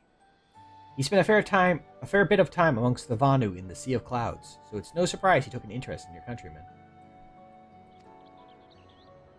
I don't know how it is with your Vanu, but our Hanu are a bright and cheerful sort. They hold this one festival every year, very famous and a lot of fun. It certainly won't be relevant later. The Lay of Repast. This one recounts the Lay of Repast. As you can tell, the figure depicted here is a Jabral, like me. They couldn't get the chef hat, though. Foreshadowing. No. For decades, the Jabral and the Mulja were at war for control of the forest of Yaktel. The actions Papa took to end that conflict have since been hailed as the first steps in the founding of Tuliolal. There's a clan of Hrothgar in Boj known as the Hellions. In their society, the women rule as queens and the men serve as devoted subjects. Yet here in Tural, Jabral men and women appear to be of equal status. How dramatically culture can vary with location.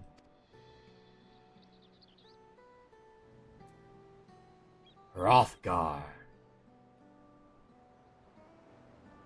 The Lay of Pot. Lay. Let's see. This one is the Lay of Pot, which depicts the moblins of Kozama Uka. They might wear odd masks and sound really muffled when they talk, but the gold and silverwork that they sell is the best you'll find anywhere. Moblin goods are the standard when it comes to gift giving. Clearly, the Vanu aren't the only people with distant Turali counterparts. The goblins, the moblins, the boblins, the toblins, and the joblins.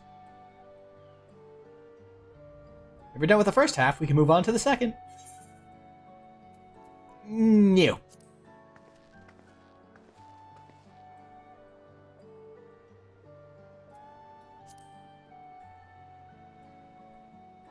And these four comprise the rest of the saga. The Lay of Gold. The Lay of Gold. This pillar shows one of the Pelu Pelu, whose homeland is in Urkopacha. Having created our currency, the Pelu are rightfully known as the Merchant Clan. They oversee Tuliyolal's markets, and their traveling peddlers are a common sight no matter where you go in Tural. Don't let their size fool you. They might be mistaken as children, but beneath those beats masks, they are clever and calculating traders.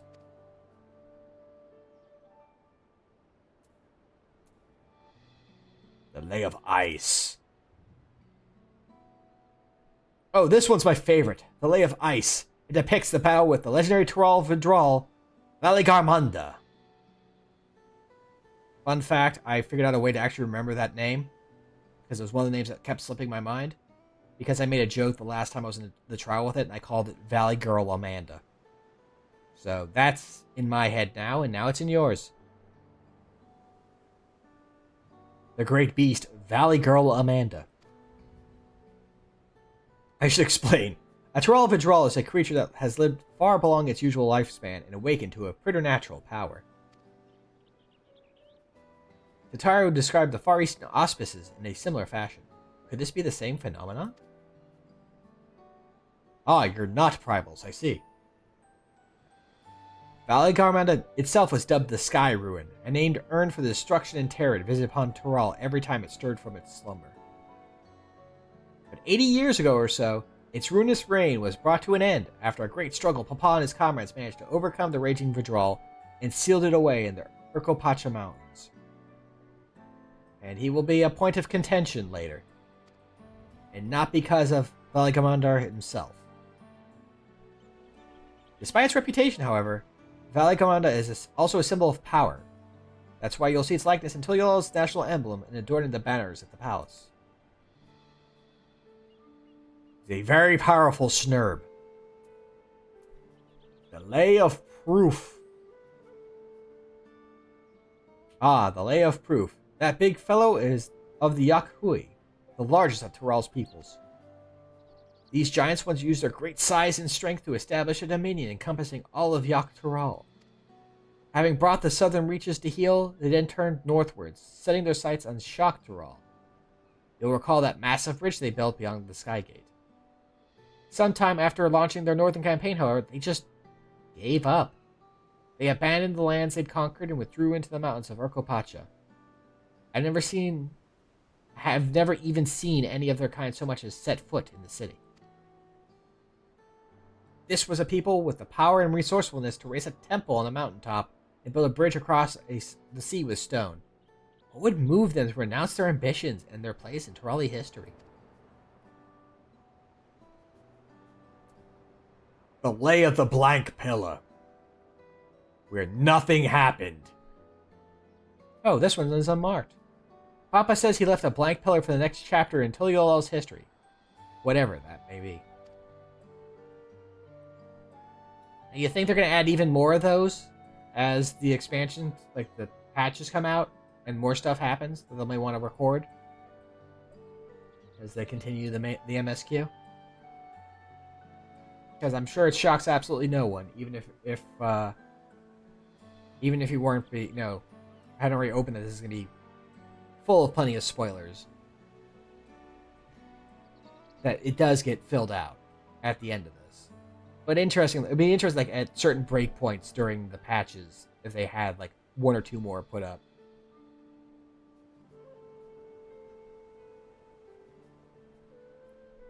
Had your fill of history then? No. I'm being unnecessarily contrarian.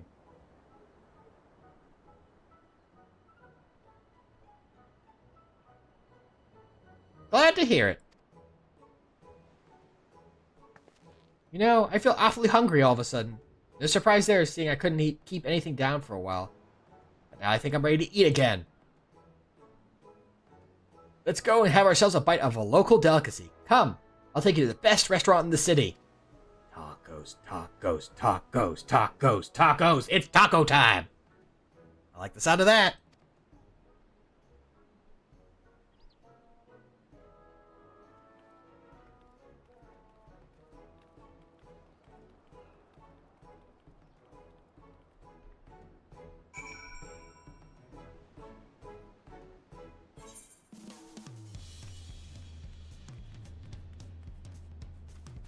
Now, the fun question is, which type of taco do you prefer? Soft shell or hard shell? I know, I personally like the crunch of a hard shell taco. That's me.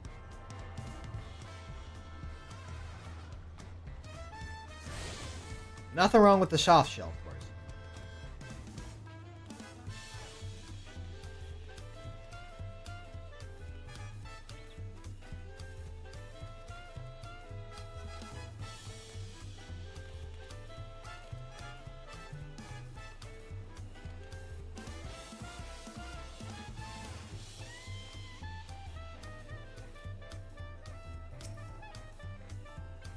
Have you ever had tacos? They're a Tuliolo classic. You bake a crunchy shell made from corn flour and fill it with meat and salad. A lot of shops and stalls sell them, but I like how they're made here at Zablayev Thai? Zablayev Thai Tuesday, best. She prefers the hard shell. Oh, there goes that Mikote. And I need one right in front of me right now. Let's head downstairs and place an order with old Brooke Evu. Okay. Whee! Oh. Whee!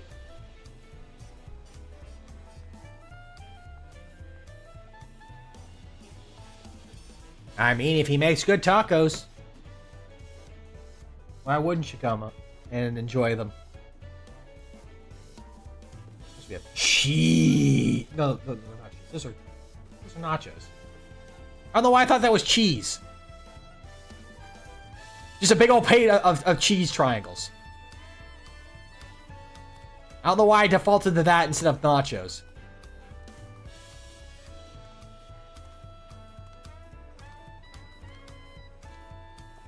Waka waka.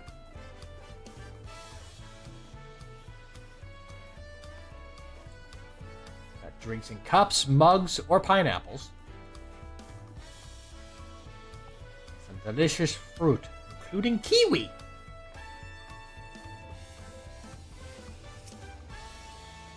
Hey, Brooke.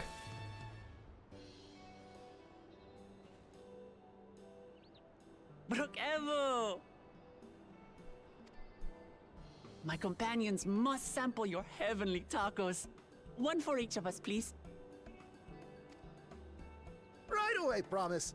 And I'll pack them tight with my choicest feelings. Only the best for you and your friends.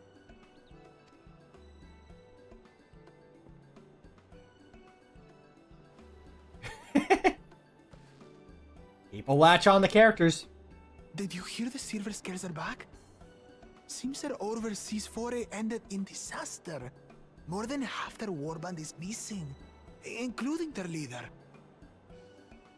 I think this is a reference to the Tonberry dungeon, the expert version.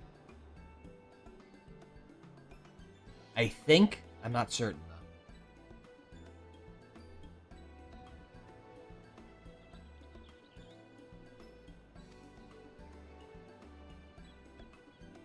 I beat them up. And now keen to rebuild their broken reputations, the survivors seek the Golden City. A fool's errand. How many hopefuls have disappeared in search of that fable? They should count their lucky stars they came home alive at all.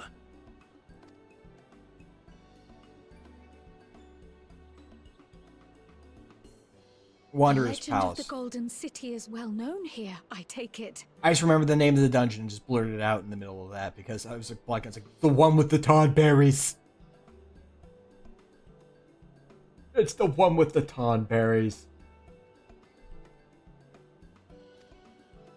It is, but as no one's ever seen it, many question if there is any truth to the tale. Like our skeptical Erinville.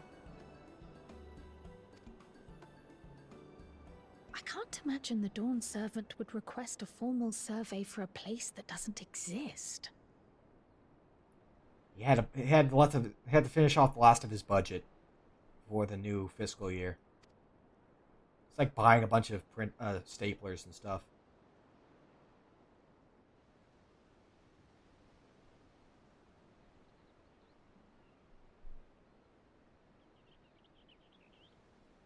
Now to find a spot with a pleasant view to enjoy our crunchy spoils.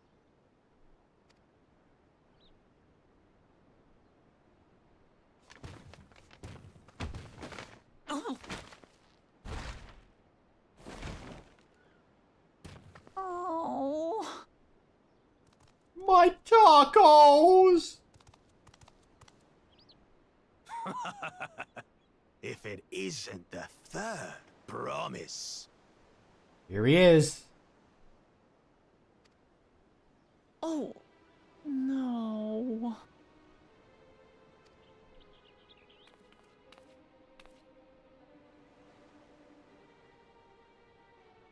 I don't know these ones. New salt. I'm more of a pepper. Dredge from foreign waters is my guess, brother. Of course, that's it. Wuklamat is so afraid of the coming contest that she went crying for special help. Was there something you wanted, Bakul Jaja? I still love that one image I saw early on of they did the meme of the yearbook photo, where it was a picture of Bakul Jaja and then one next to it with them with shades on. It was just Bakuler Jaja.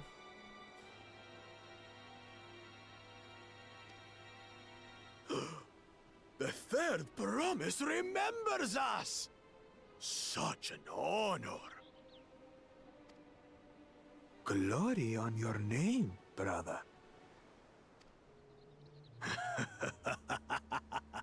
And on yours, brother.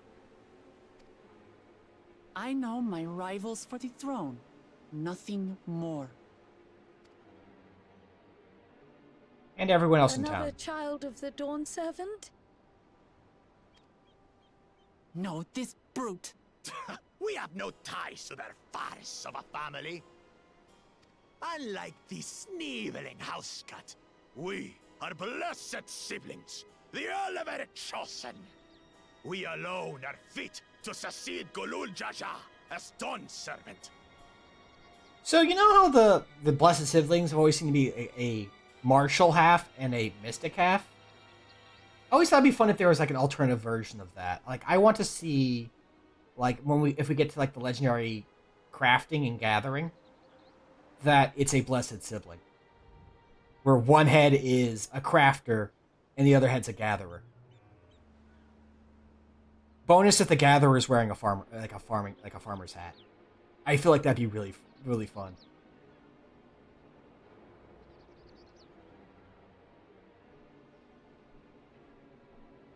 And it can be like, instead of the mighty and the mystic, it can be like, you know, the finder and the maker.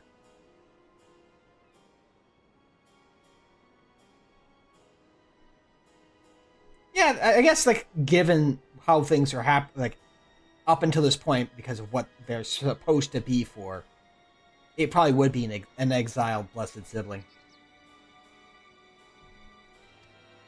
I think it'd be fun. All peoples are equal in Tuliyola. Your heritage gives you no greater claim to the throne. Here's a fun... This, like, I just thought about this. This is a very dumb question I'm going to throw out there. So I'm going to put on the appropriate face.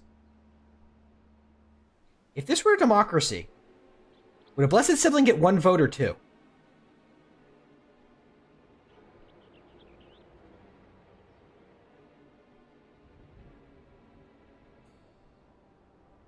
Just a random thought I just had. Because they do identify themselves as brothers, and they can speak at each other.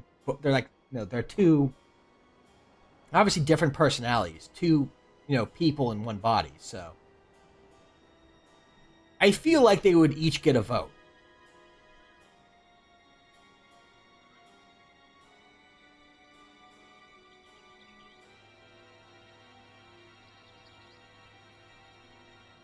Yeah, I mean, yes. I mean, yes. You are losing out on a lot of other votes in the process of getting someone who has 2 votes. So they could at least get that, yeah. Like, again, like, my default was thinking, yes, they get 2 votes because they're they're 2 separate individuals. But I was, you know, wondering if people would argue the idea of, well, they're one body, so they get 1 vote. Especially with this whole thing about all peoples are equal. So, you know. Shall we test that idea here and now? See if your strength is equal to ours.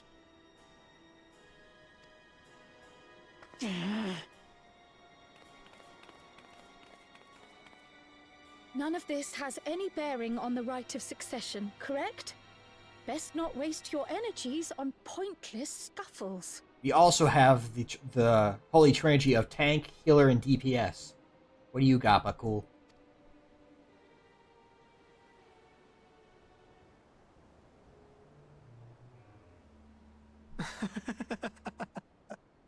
The kitten comes to the house cat's defense. Pathetic. Since when was our nation overrun by mewling weaklings? Listen to me, you.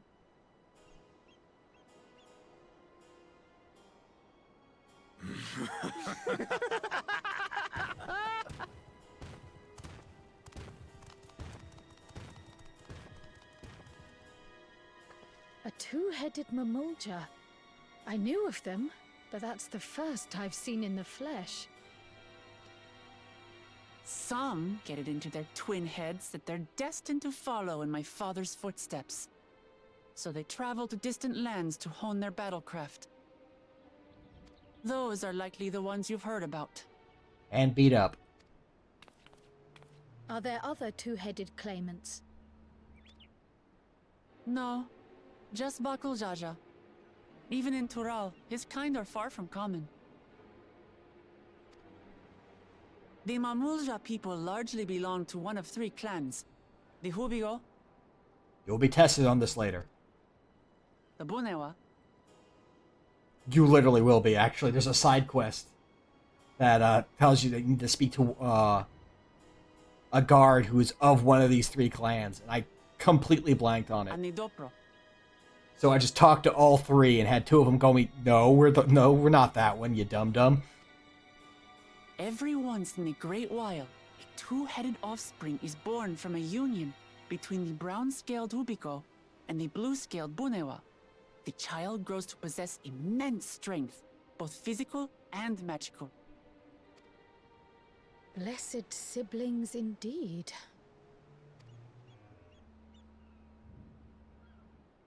Forget them.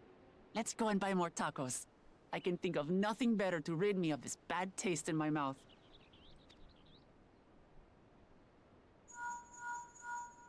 The tacos must wait. Enjoying your tour of the city, I trust. We've seen our share of notable sights and took a moment to rest. As such, we're ready to present ourselves at the palace for the rite of succession. Shall we meet you there? Also, have you tried the tacos yet? We've had like 5 each. The palace it is. I'll let Wooklamart know. Destiny calls. Perhaps we can return for more tacos later? So it goes.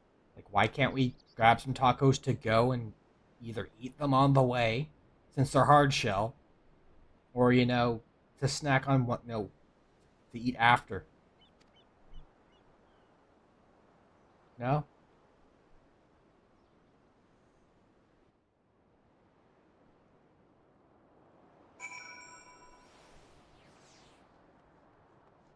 Can't do that. I was looking forward to trying some authentic Tural cuisine, but we should hurry and join Alphino and the others at the palace. Alright.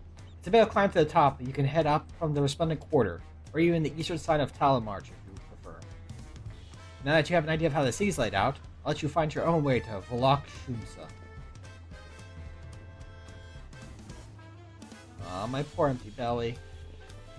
We have another ad break, so I'm gonna go run over and hit that other crystal. Over here at Wachumeki Meki.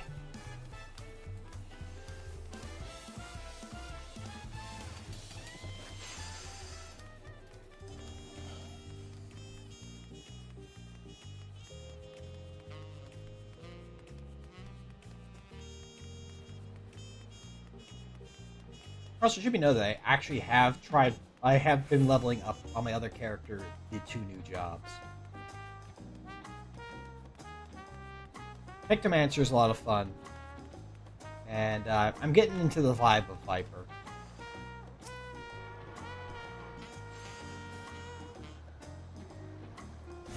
And I figured Grump here is the combat healer. So I figured I'd just stick with that. Healing through excessive violence. But, not like a warrior.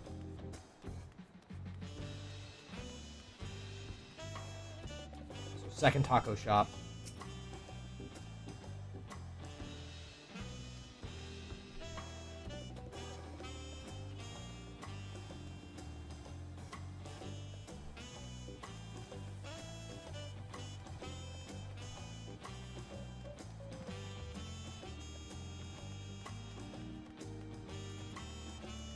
Yes.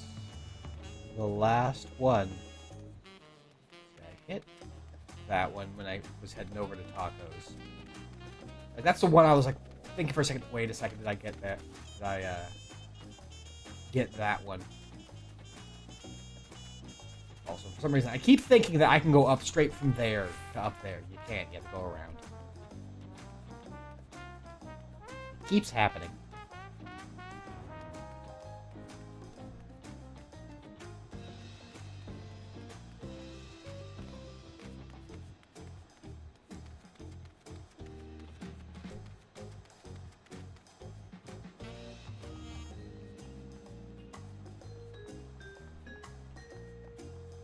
LCB display.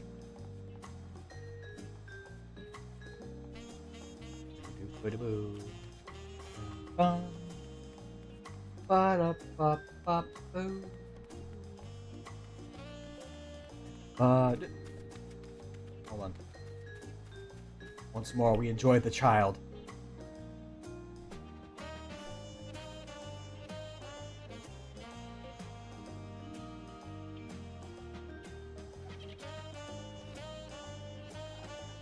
Oh yeah, got it good that time.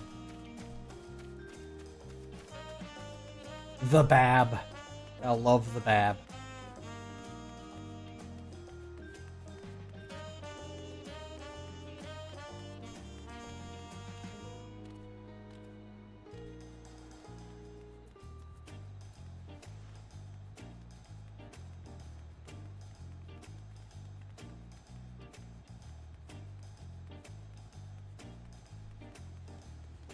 Should be our last one.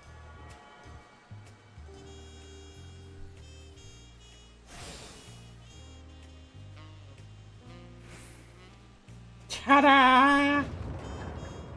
I did it!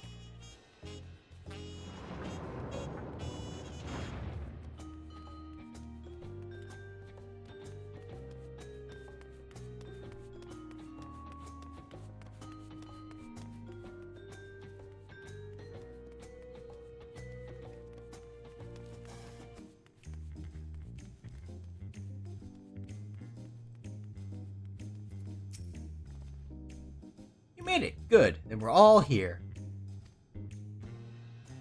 I'm still hungry enough to eat a whole roasted colibri, but the contest won't wait for us forever. I'm pretty sure they could have waited the extra, 5 minutes for us to get tacos to go.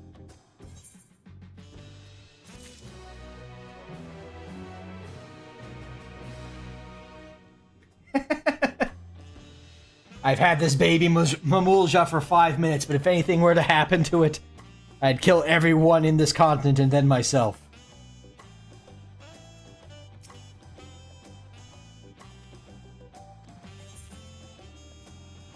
Time for the left of succession.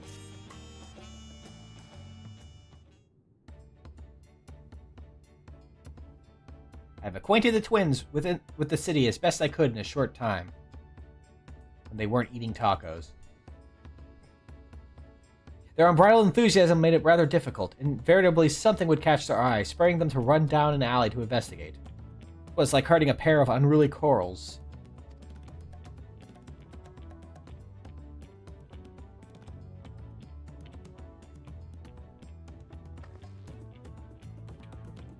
Heh, I understand all too well. Charleon had the same effect on me. Minus the tacos. Right then. Now it's time we saw the inside of the palace. Papa will want to know I'm home, and to meet the allies I've chosen. Given how impulsive he is, though, there's no telling what he might be in for.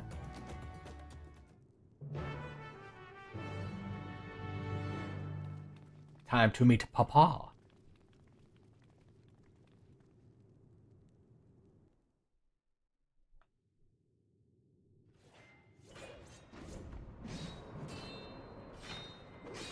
The glory of combat!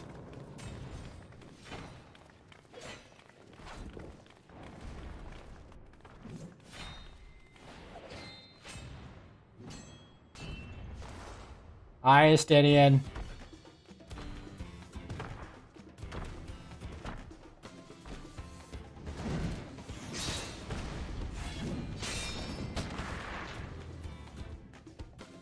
Estinian?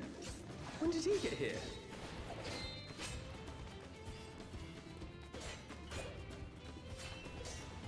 I can add an echo effect to off, just so you know.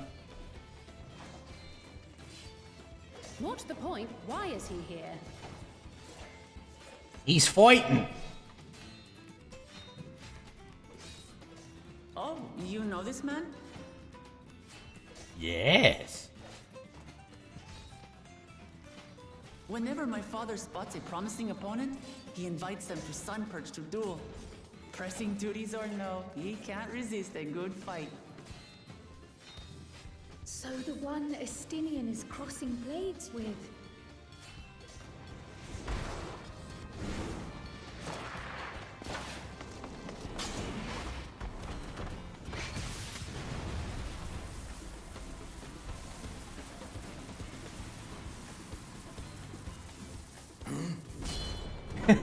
I like that ending that you added, Scrappo. Then the other man is literally the best dad in all Final Fantasy, yes. My baby is home. Let's put this on hold.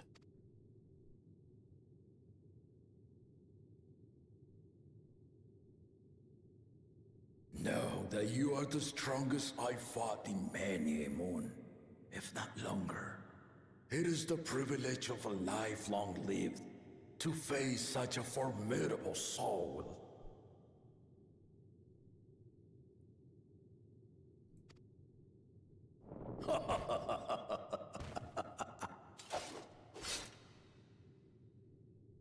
If it's formidable you want, Then look no further than that man there. The one with the claws? Yes. But yeah, no, that is, yeah, it's like, yeah, he sees his daughter over there. It's like, hold on, time out.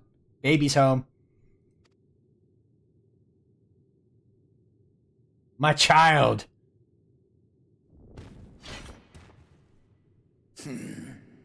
I see you, warrior. I think it's very funny, because Golul does challenge you to a fight later. Shocking absolutely no one. Given, the phrasing there. He sees a strong warrior, he wants to fight them. But, like, I remember some people going, hey, Xenos, had to go through an entire expansion doing what he did to finally get a fight with you at the very end. When he could have just been, like, done this, done what Golul does. Like, hey, you want to fight? Just for funsies? And everyone, the warrior's like, hell yeah, I'll do it.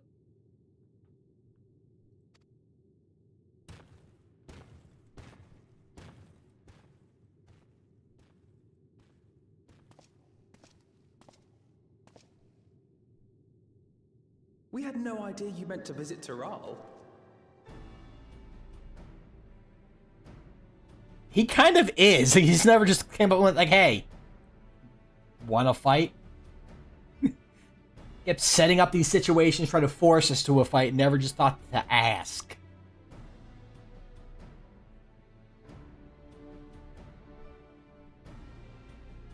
Also, I feel like it would be very funny if Estinian got so lost he just randomly ended up in trouble. Like, he didn't even mean to come here. He just got here on accident. I've seen what lies east. This time I chose west.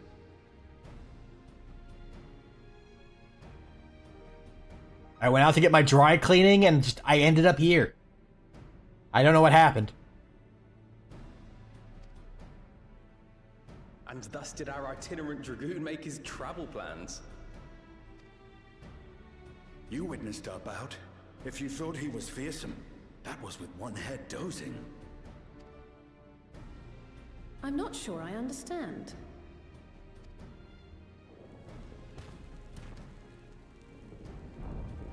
Papa, too, is taking a nap. The old man has been feeling his years.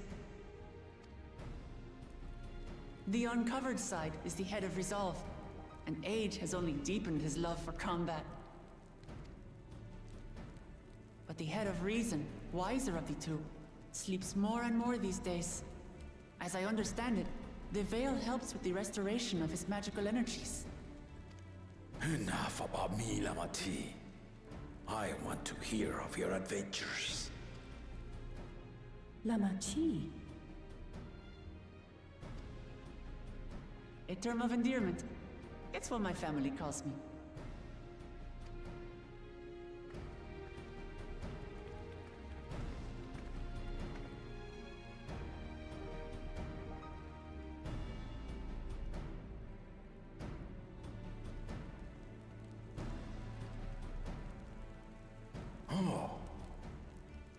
Oh. Last did we see you in the palace?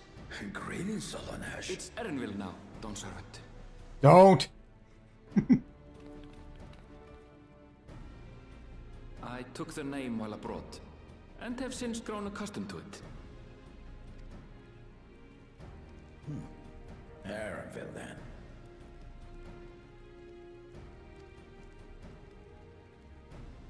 And these others? I assume are Lamati's recruited allies.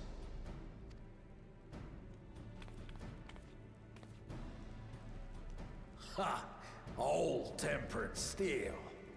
Yet as much as I'd enjoy testing their metal, the hour of the right is at hand. I will summon the other claimants at once. Then I shall leave you to it. Good fortune, my friends.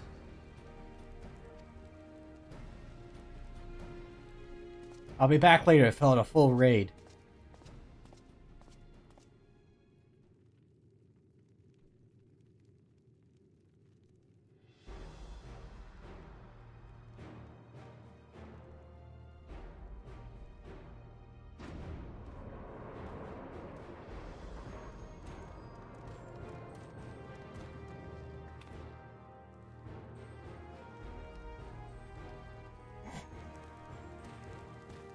Sorry, like I little things I'm like paying close to. It's like the moment that Bakul comes in, he's just like, oh no, this one's gonna be a problem. The claimants are assembled. Dad knows immediately. He's like, uh-oh.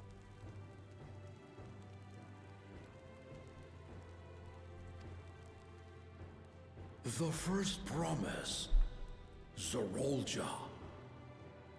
And his sidekick, whose name I know I can never remember, I always refer to him as Jafarja. The second promise, Ona.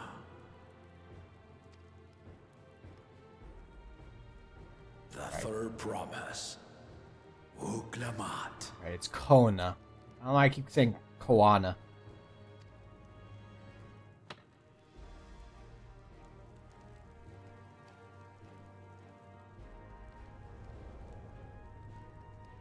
And this guy. The chosen of Mamuk, Bakul Jaja.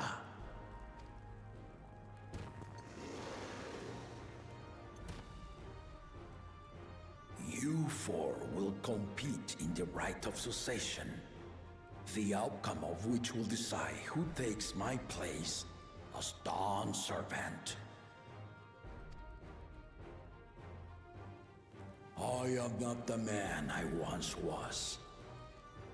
My wiser half sleeps the days away, and it is time I yield my position. But mine is a torch that has never been passed. Tuliyola is young, and so I look to the always for inspiration. And Pokemans. The rite of succession, the means by which the autarch of Mamuk was chosen. Only the two-headed were deemed fit for this contest. But the Tuliyola I built is a nation of many peoples. Our leader needn't have two heads, nor be a Mamulja at all. What's funny is, like, even at this point, like, early on like this, I was wondering if it was going to end up where, like, all three of his children were going to end up as a council of leaders. And I could have two or more people to stand in for the two heads. So I gave the right of claimant, not only to the son I sired, but to my adopted children as well. Yet the opportunity to rule was still not equal. That is why a recent tournament offered a place in the contest as the winning prize.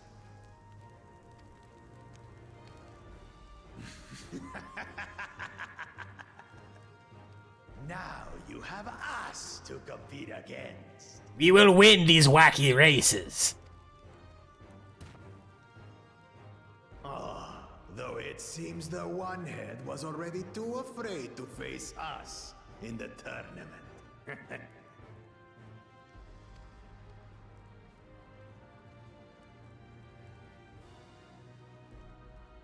Our brother was in Shock Tural leading the Landsguard on a campaign to eradicate a Tural Vidral. Anyone with sense would know he was too busy for games. I would have liked to play a game.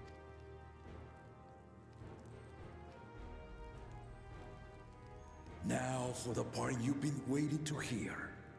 The nature of the contest itself.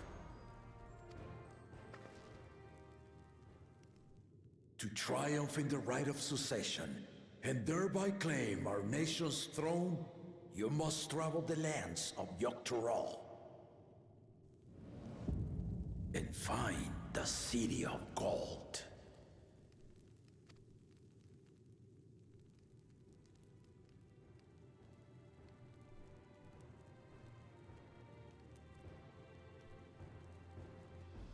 If I may, Father. Speak, Kona. The Golden City is an ancient Turali legend, but after so many failed attempts to find it, the story has become more fairy tale than fact.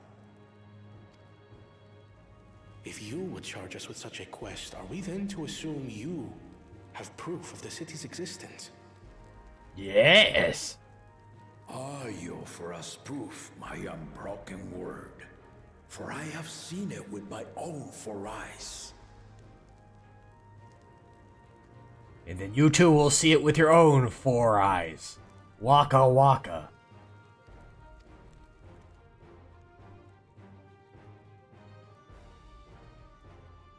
The city's real. All those years. This was before the founding of Tural. I traveled the lands of Tural with my companions, and we ended our journey at the gates to the Golden City. I mean to have you do the same, but in order to achieve victory proper, you'll need to break the seal I put in place.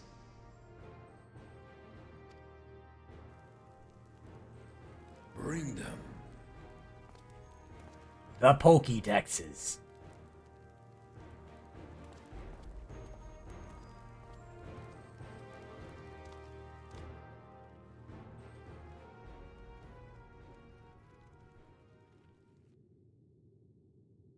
Honestly, I know some people have given this whole idea of flack. I kind of think it's a fun concept.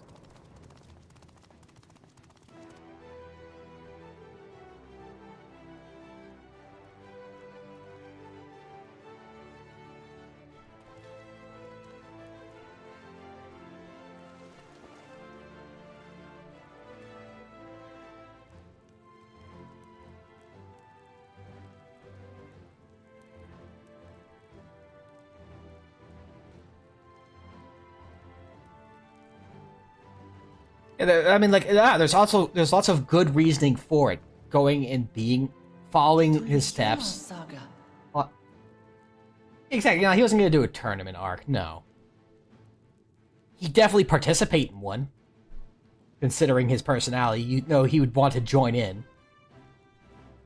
But yeah, just the idea of traveling, following his footsteps, because seeing all the peoples of your nation, and getting to know them better and understand them. And how best to, serve as the leader for them. It's a very nice thing. And also, it's a fun reason to be gallivanting across all the parts of the map and meeting all these different colorful people.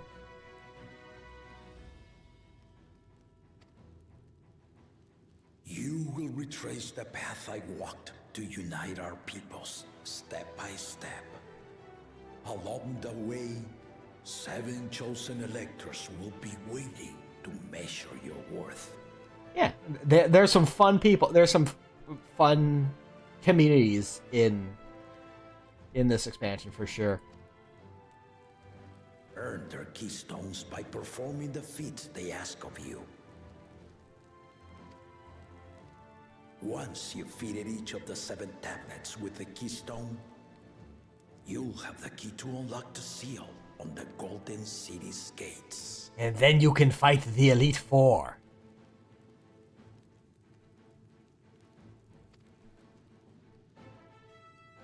So the contest is in stages, none of which can be skipped by rushing to the ultimate objective. Exactly.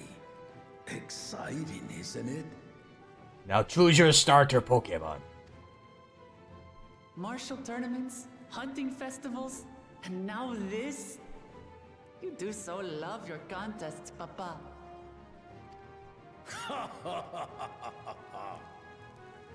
Were I a few years younger, I would have joined in myself, giving you a proper challenge. I even have a Doduo. You may think the ride is tedious or nonsensical, or both, but I am yielding our nation's throne. Let me have this final indulgence. A waste of time. Just name Bakunja just successor and be done with it. I forget if he mentions it here or not. We'll continue. We'll find out in a second. But I also feel like he has a contingency in place as well regarding all this.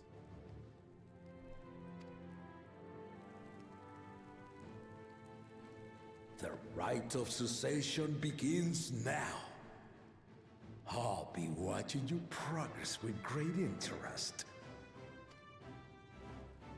And Clement, remember to collect your tablets before you leave.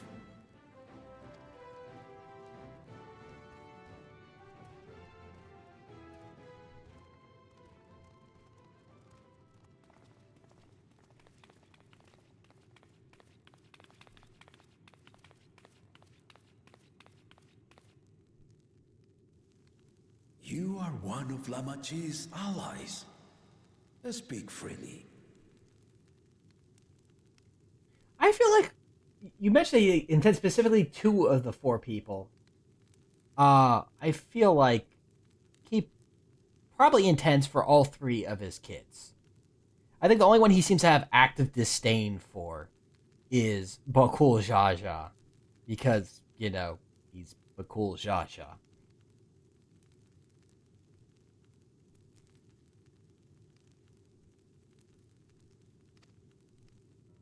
I am Cryo Baldessian, representative of the students of Baldessian.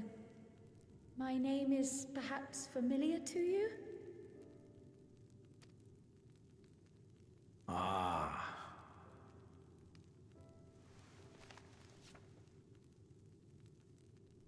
It would seem you sent this letter to my orders some years ago. The ink has since faded and much of the writing is illegible. Even so, we managed to determine the essence of it. A request to investigate the Golden City, addressed to my grandfather, Galuf. But yeah, I feel like the part of this contest is again also to have them to learn this stuff. So, you know, because he wants all of his children to learn from this journey and grow from it. And then, you know, even if they did not become the Dawn Servant, it would still be a good learning experience for all of them.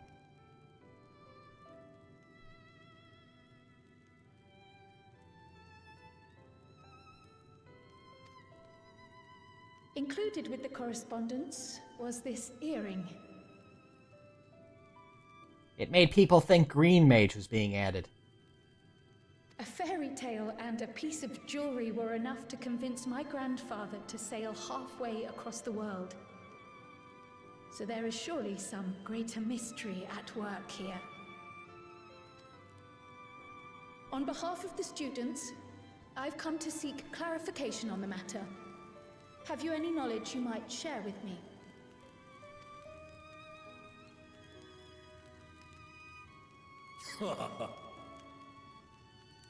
No, not at this time. Get a couple gym badges first, then we'll talk. I have tasked the claimants with finding the Golden City. To fulfill your request would afford one of them an unfair advantage in the rite of succession. Honestly, a very valid reason.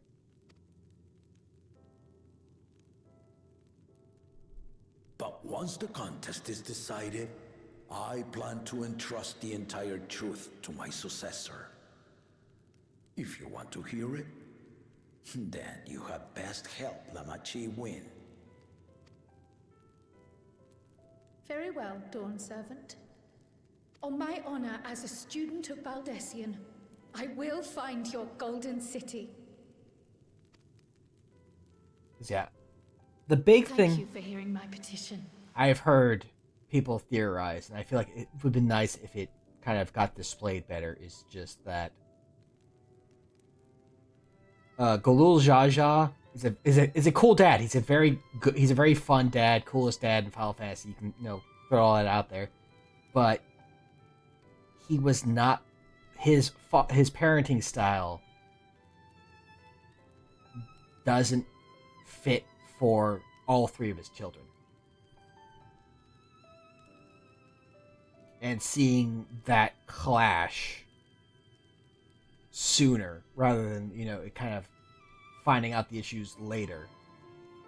Even this early on could help set the stage a little bit.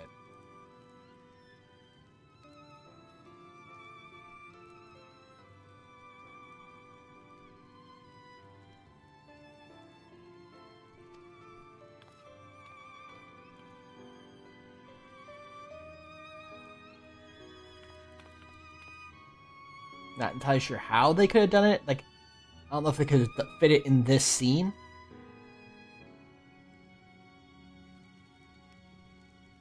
How about that?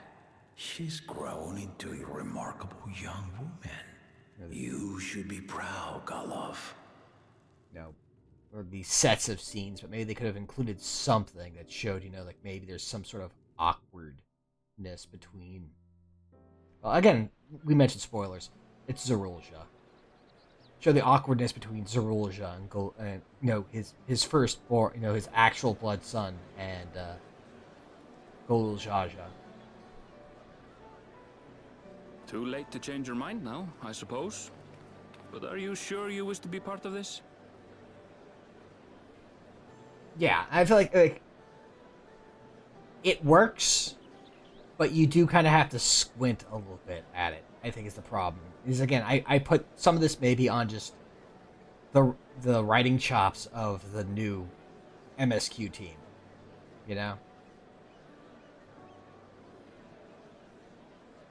I'm sure they'll get better as things go on. As I said, I'm fine with the story, but again, things like that I hope get improved. And I feel like if we could go back in time and fix some of the things, one of the things I would definitely, I think you even mentioned earlier. Third promise is not wont to take no for an answer.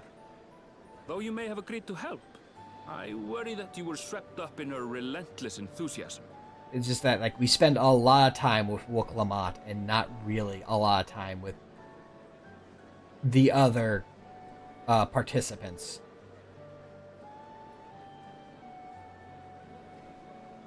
And it does make a couple of them feel kind of shallow. You've been lured by the glory of the Golden City. Either way, this contest for the throne will place you and yours at the heart of political turmoil. If you are second-guessing your decision, tell me now. This may be my last chance to help you withdraw.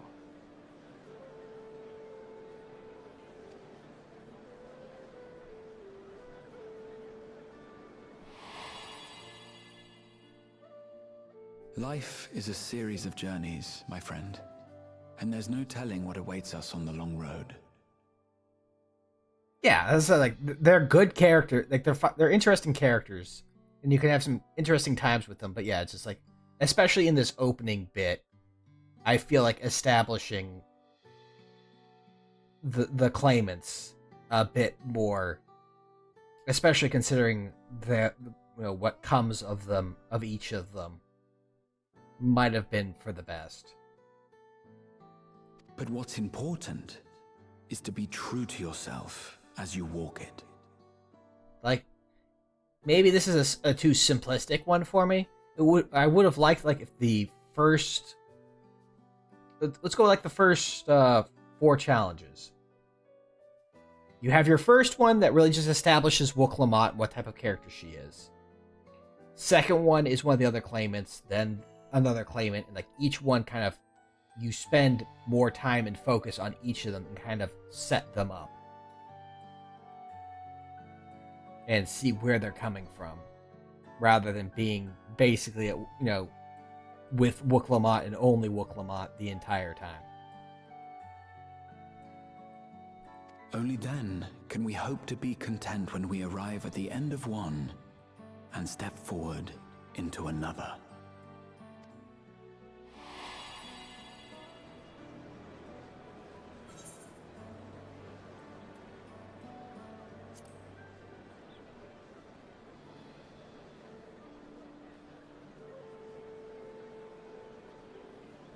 Is that so?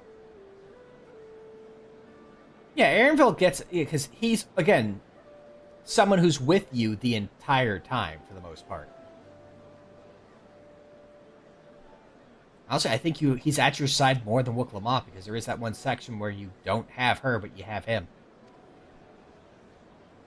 I will speak no more of it then.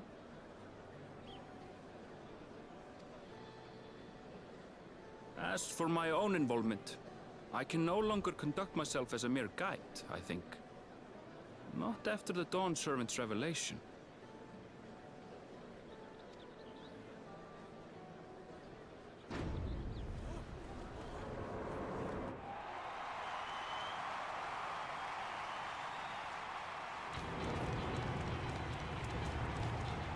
Here they come!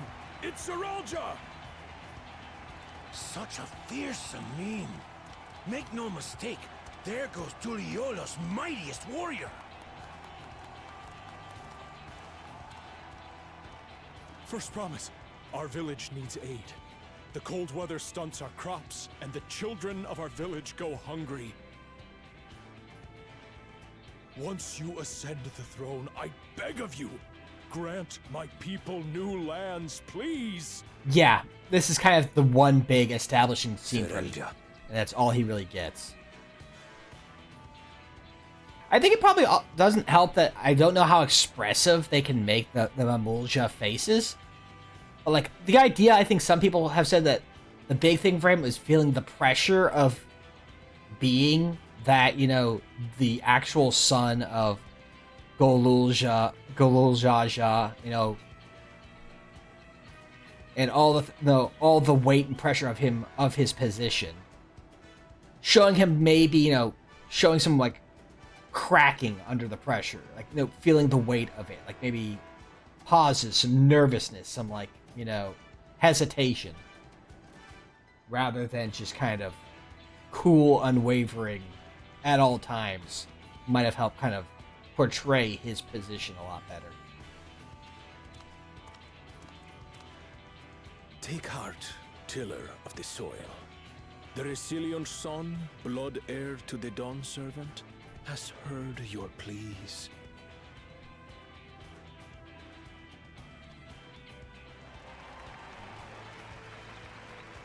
Like maybe show like more of a little bit of that. Maybe could also help too, where it's like it feels like he is trying to rely more on the first promise and commander of the Landscape. Like he says, like he doesn't need anybody, but you see him also kind of relying heavily on Jafarja. Again, that's not that guy's name, but that's what I call him.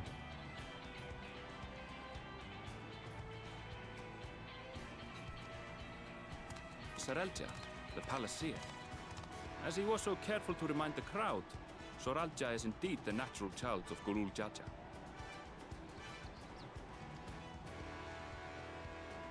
And Resilient Son, is that another title, like the first promise? After a fashion. Common knowledge has it that two-headed Mamulja cannot sire children. Yet Soralja was born all the same, with the head of Resolve's features and the head of Reason's scales. An extraordinary example of life's unyielding resilience. And a warrior's reticence. He says little, but the way he moves... I know a hardened soldier when I see one. He's a natural swordsman.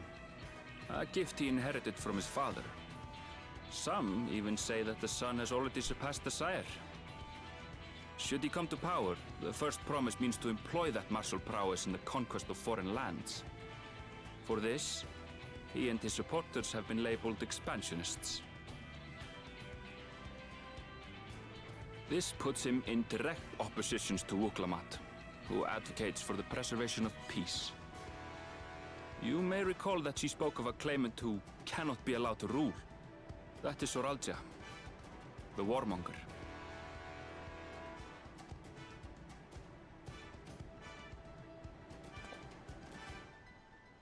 Cryle, are you alright? And again, he had that worship, and then they got this here. The echo. It gave me a glimpse into Zoralja's ambitions. Deep and unknowable, like an abyss. Yet at the same time, a roaring, unquenchable fire. This is the only sign that there's something more to him other than, like, there's something dangerous about him. It was a trifle terrifying. to be frank.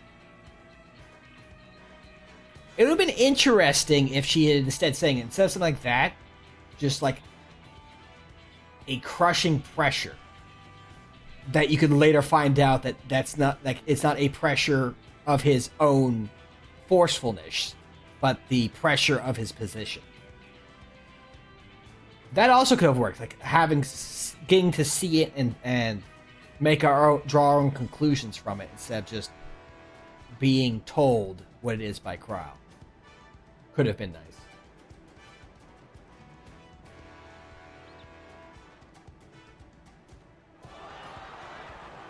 Like, what they could have done, actually, I thought, is Tural could have grabbed the Warrior of Light's hand, and then you get to see it for a second there. Like the tail end of it. Second promise, you must bring us more marvelous conveniences. More dirigibles and trains and the like. We need you in charge to make trading easier. The elders, they complain and complain about abandoning tradition. But we're not like them, afraid of everything foreign and new. You have our wholehearted support. With your ingenuity and knowledge, you're sure to win the contest. Forgive me, but the rite of succession is barely begun. I will hear your petitions if and when I am named Dawnservant. If you will excuse me.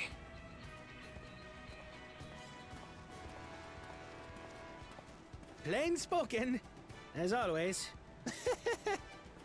That's Arcona. Practical to a fault.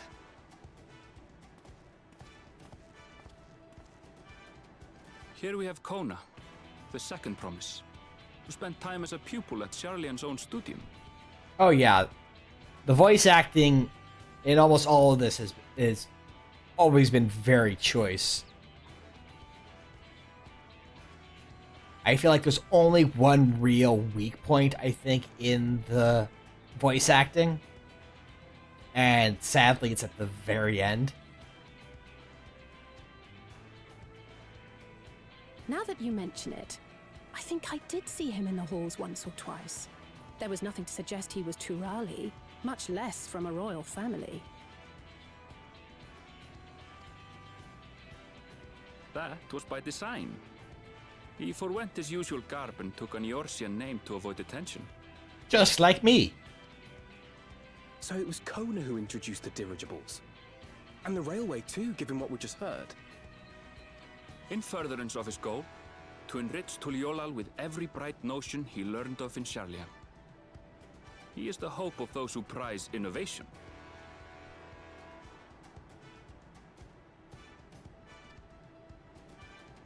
As aloof as he may seem, Kona and Wuklamat actually get along rather well.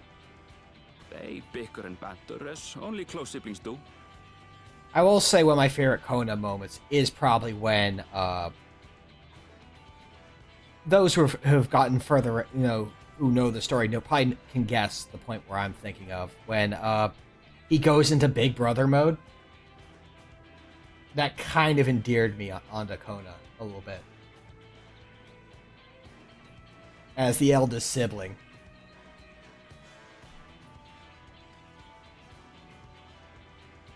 Of my own family. It kind of clicked with me.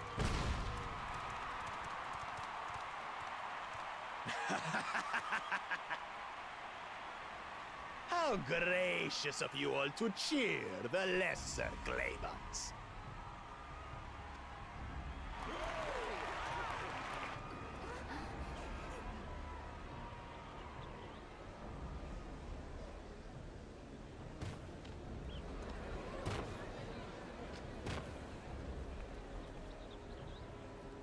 Oh, come now.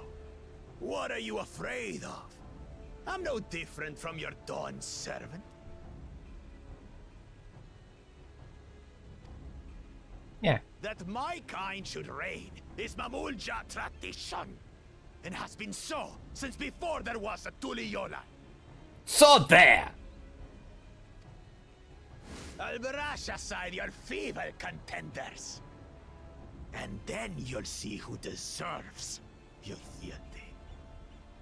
And given his antics during the whole challenge, there's a reason why I made the wacky races joke, because he is very much kind of a Dick Dastardly type character in the way of how things play out. Well said, brother.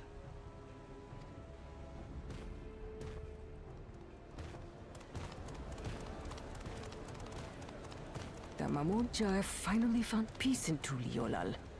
I pity those fanatics are intent on keeping that tradition alive. The chosen of Mamuk, Bakul Jaja, winner of the recent martial tournament, and the only claimant not of the Dawn's promise. And then compare again, like Bakul Jaja gets little sprinklings of there being something else there. The hintings of the tradition, you get the flashback at a point that you get to see. Like, they hint that there's something more across the way for him. Again, like, it doesn't forgive what he does, but it gives hintings, so when the reveal comes, you're like, okay, there's a degree of sense and understanding. His strength is undeniable. But you see how he is. A few devoted Mamulja are his only supporters. It's kind of not surprising that folks latched on to him.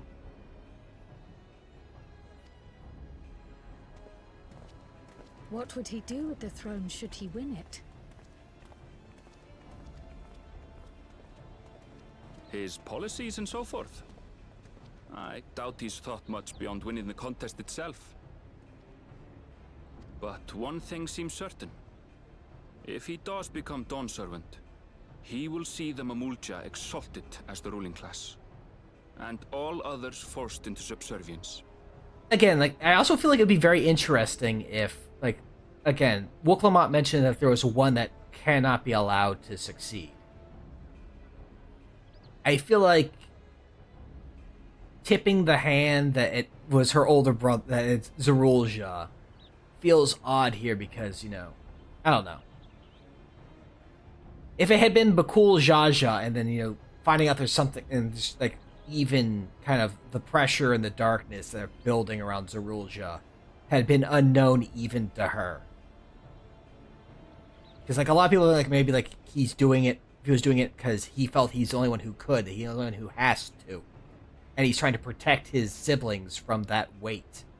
Then playing around that, having, her cotton on that he can't be allowed to win from the get-go, doesn't really kind of work for that sort of angle.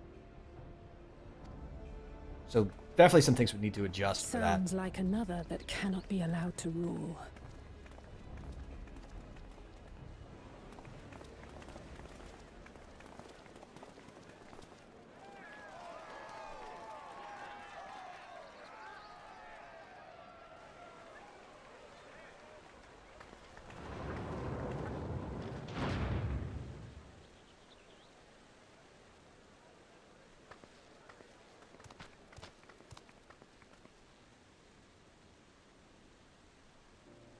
We wish for one thing and one thing only, Third Promise.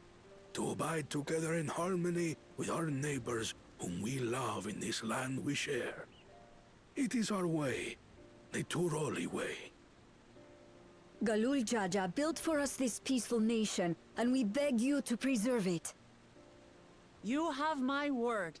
I won't let your pleas go unanswered.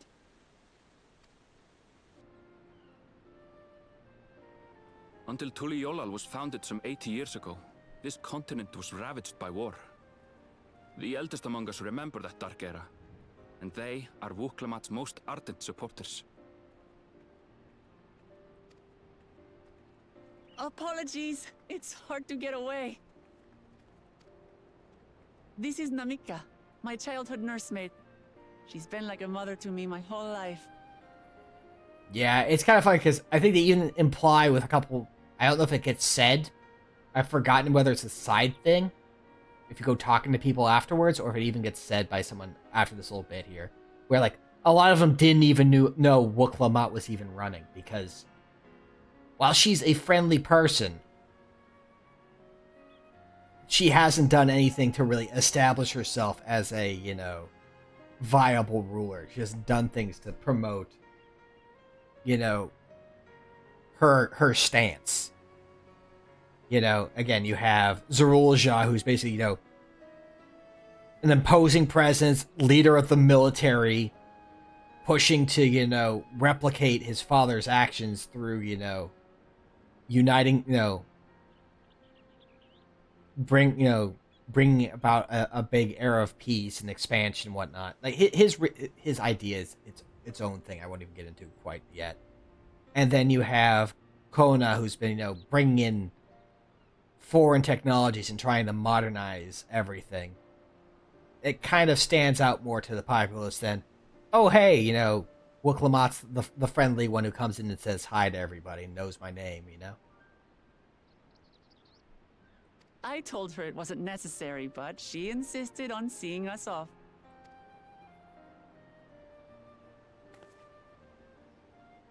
I place our precious third promise into your care.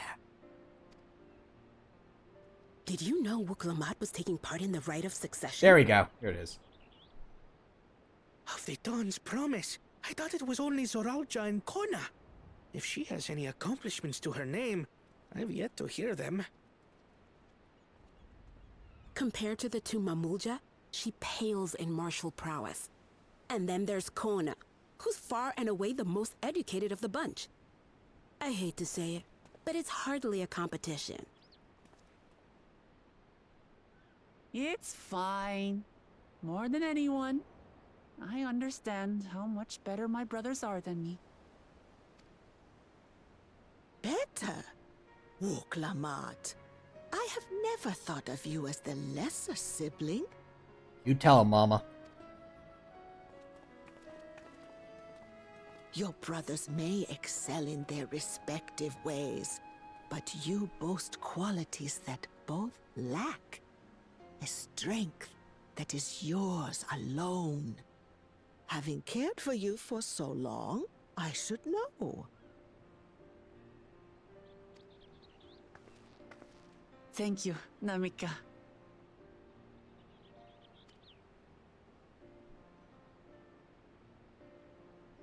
Well, we ought to be on our way.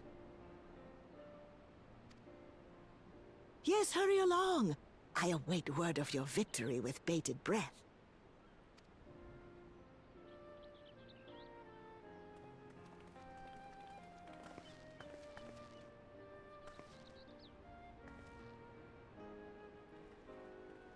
I just had a really odd thought. Do you think Namika was brought in as a nursemaid after Zerolja was already kind of getting older?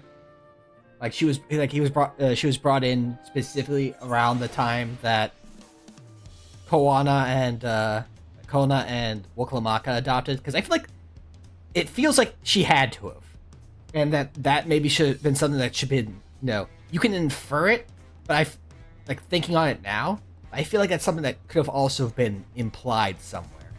Like, just have someone mention, like, as an NPC you can talk to as an aside, that, she was not there to help raise Zeralja.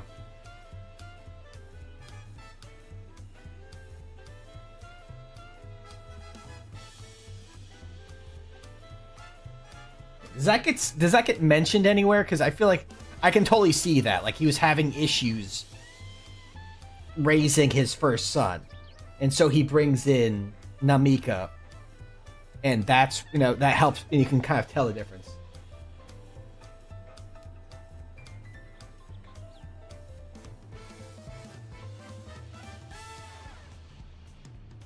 Like, if that got, mentioned somewhere, I feel like that could have helped things. Like, again, I'm all for having things you have to figure out on your own, but I feel like that's something that could have helped with the story a little bit, to kind of show some of the similarities between two of the siblings, and another outstanding difference between them and Zerulja.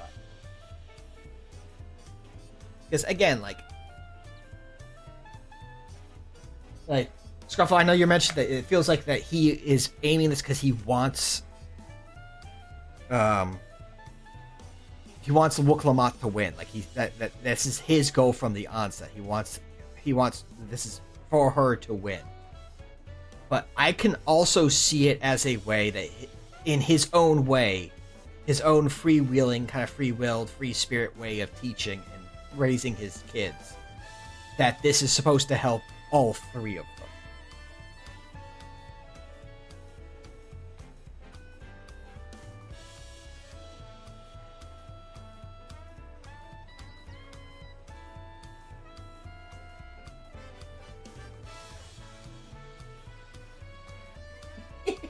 It would have brought him down to be tied with Barrett. Barrett's a pretty good dad. I'm not gonna lie. Again, I was just like the idea that he's like, he is trying to, that this whole thing is to try to help all of them, and he would be happy with any one of them, or them all coming together and deciding to rule together, or something like that.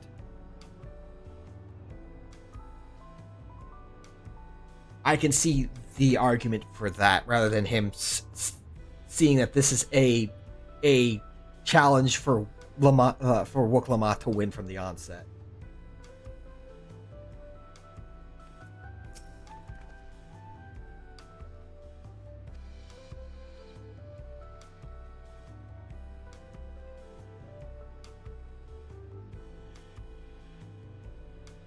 And thoughts, words, expressions.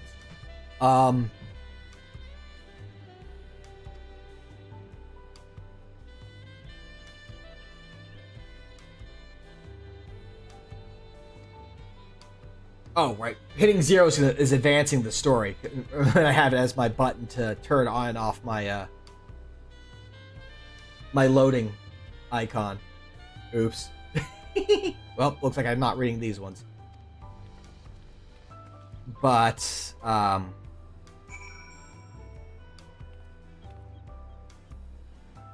feel like, again, like the idea, how I was reading it is, how I've read it is, it's an idea for trying to show all three of them that they all have their strengths, but they also have their weaknesses, and they all need to grow from it.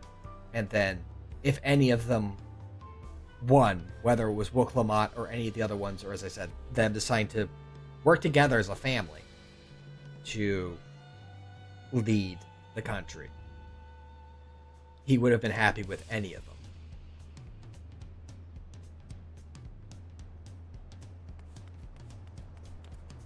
That's my take on it, anyway. That's how I'm seeing it. Maybe it's wrong, but, yeah. Or folks have differing and equally valid takes on it.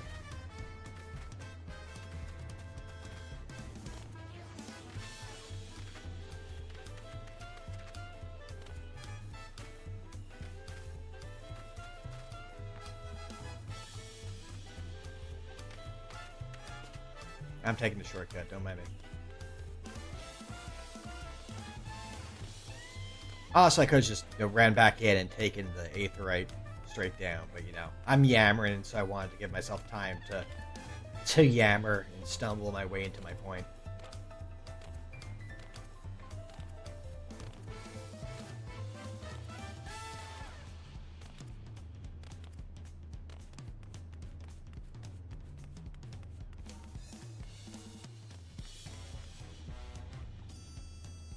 Yeah.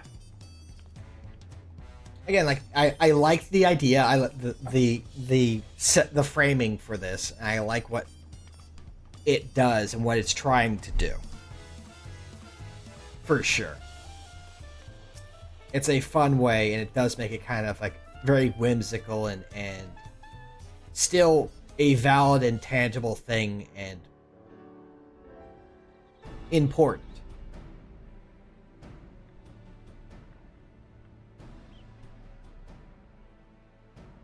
It has a lot more weight than just kind of like an extended beach episode.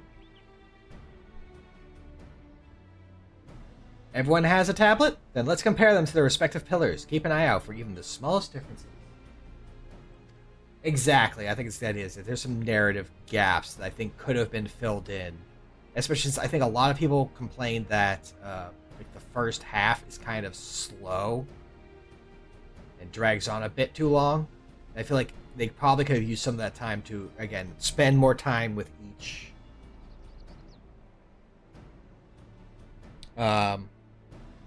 each claimant and having each kind of having maybe each stone be okay, this is introducing you to this claimant, this rival claimant.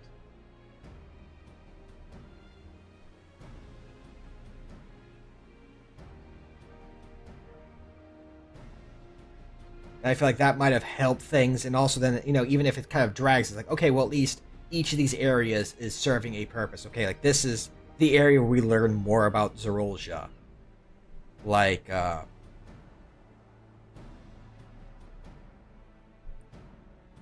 Pelo Pelo area could have definitely leaned more on showing, people putting the worship and pressure being put on Zerolja.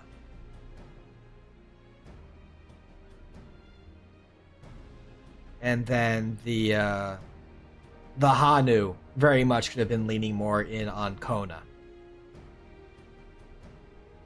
And I feel like some of it kind of leans that way, but they don't like go deep enough into it. There's kind of, I feel like the beginnings of doing that is there in those areas, but like it doesn't actualize it, I think, as well as they could have.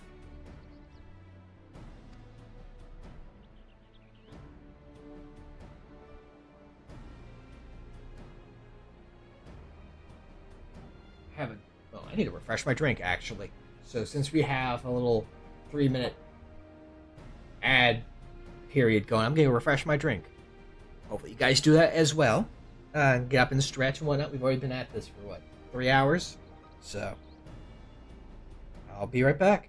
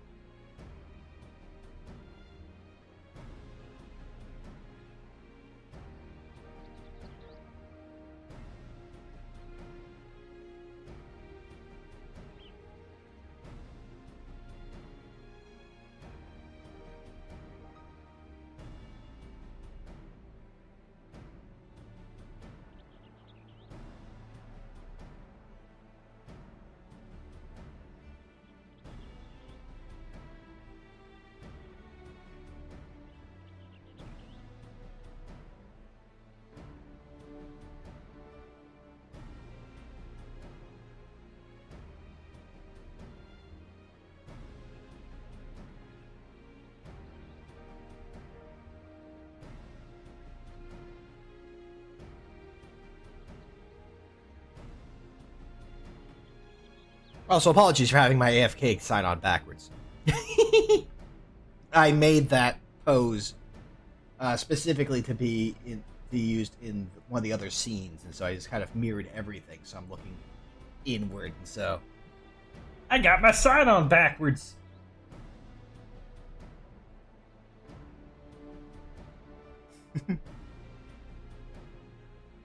Anyway, oh.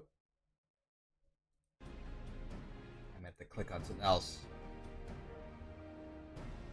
Anyway, The only difference being that the tablets have hollows where the keystones are to be fitted.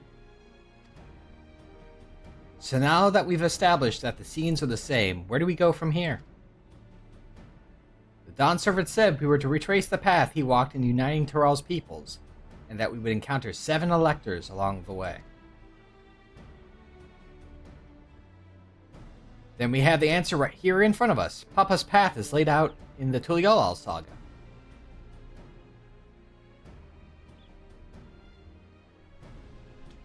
The events the glyphs portray.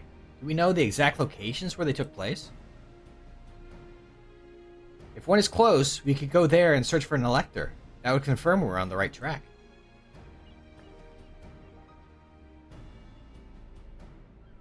Let me think. The Lay of Reeds was in the nearby Hanu Hanu settlement. Papa took me there once. It was during festival season, and the whole village was alive with good cheer. There's also the Lay of Gold. That one involved the Pelu Pelu village, which is about the same distance from here.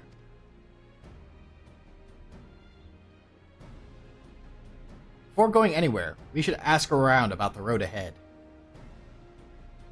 I heard a lot of talk as we toured the city about that storm we passed through at sea.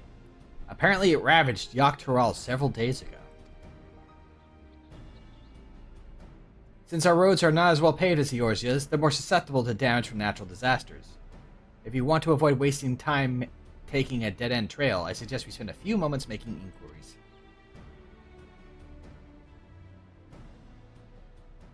If it's information we need, just leave it to me. I'll bring the information to us. And away she goes.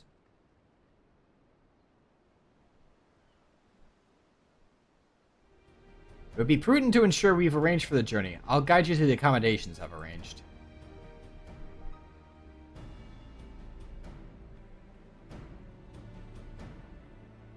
I do like that, with, in Shadowbringers, you actually, they started doing the whole thing of, hey, here's, a place you go to rest. And they kind of use that sometimes for pacing. Sure thing. You have yourself a good night, Scruffo. I'm probably going to be wrapping up pretty soon. I think I'm going to figure out which of the first 2 areas I'm going to go to. Head over there, and that's probably where I'm going to call it for today's stream. But yeah, we're going to go through basically the entire story, so.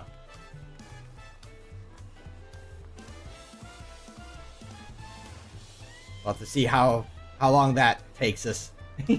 Considering my penchant to stop and yammer about this, that, or the other. What you got for me, Arendelle?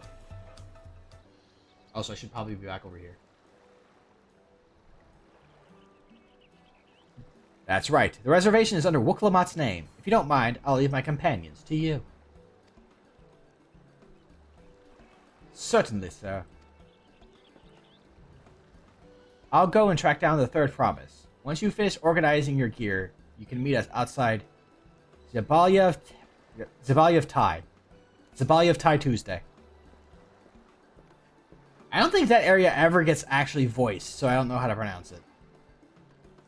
Greetings to visitors of Tural, and welcome to the Forward Cabins.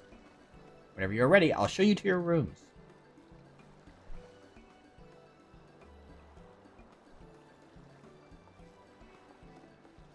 Forward Cabins. You can caulk and float, or you can forward.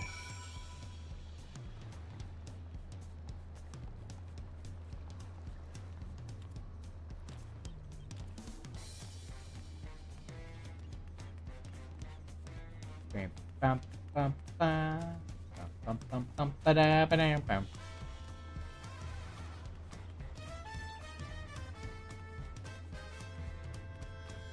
Yep, ba ba da ba da ba.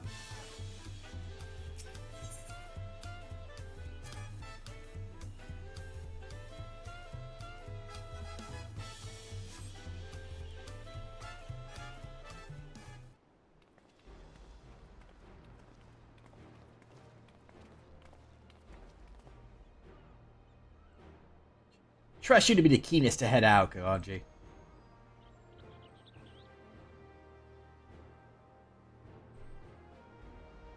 But where are Aaronville and Wook Lamont, I wonder?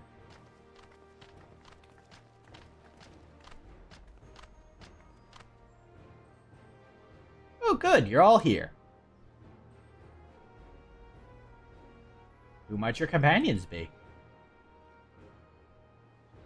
Seeing as we need information, I thought who better to get it from than the locals. These two hail from the villages we're thinking to visit.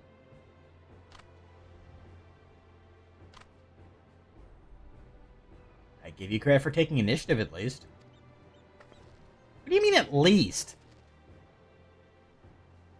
I am honored that the third promise would seek my advice. I too am happy to answer your questions. Any encounter might be an opportunity to do business. Thank you both for your help. Before we begin, there will doubtless be other occasions where we need to act independently, so I brought these for the two of you. Please join my link, Pearl.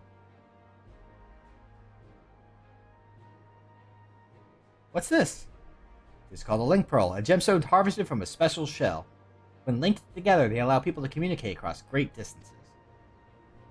That's so. What a handy thing to have. You know, I'm actually surprised Kona didn't bring one of the, that concept over here. It feels like a technology he would also have been interested in.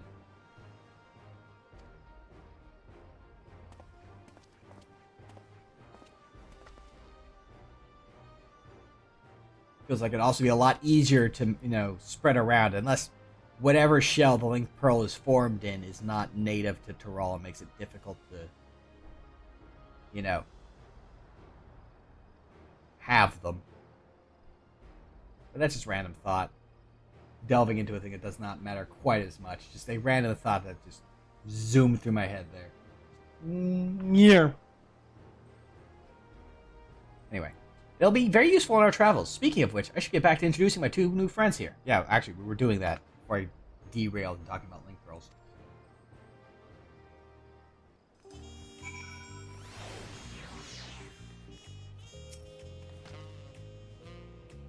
The Tuliolal Saga features a number of Tural's clans. Two of those, the Hanu Hanu and the Pelu Pelu, have settlements relatively close to the city, so I brought a representative of each.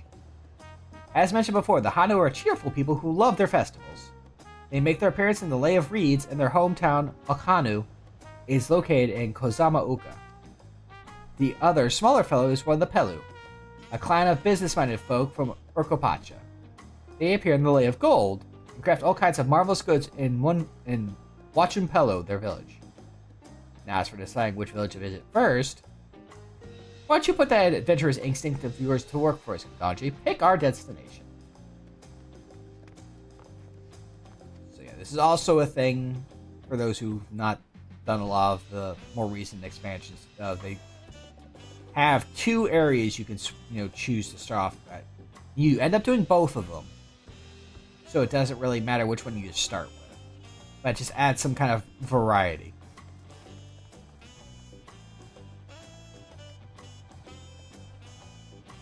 Don't lose out on anything. It's just whichever one you want to try doing first.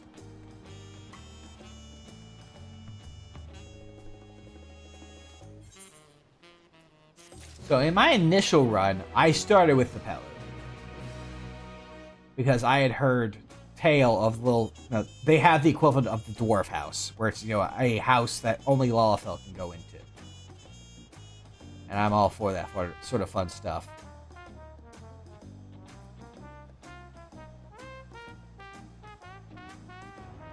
But I think we're going to go with the Hanu this time first. If only because I kind of want to delve into Kona a little bit. I feel like, because the more I think about it, like, I mentioned the idea of what they could have done, and part of me actually starting to realize that I think they kind of were. They were just kind of not doing well in that regard. And, I feel like I want to verify that by going to Hanu first, because again, I feel like the Hanu area is kind of the Kona area, and Pelu is the Pelu area is kind of the Zerulja area, where you kind of do get kind of introduced to these characters a little bit more, but they don't delve into it to the degree that I think they could have and or should have.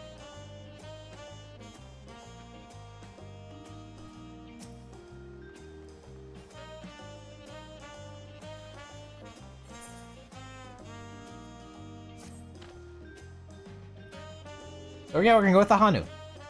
So what is it you'd like to know? The route to Okahanu. We go south through the Arch of the Dawn, then follow the road which runs alongside the Kozama Uka River. Is that right? I'm going to continue to stumble over these names, and I apologize. It is. Be warned, however. My brethren tell me the recent storm has rendered the path even muddier than usual. The footing is quite poor in some parts. Far worse was the destruction visited upon our homes, though. Houses were torn apart, and several people injured, if not killed. Even our beloved festival is in danger of being called off this year. If you do still plan on going, I must urge you to proceed with caution.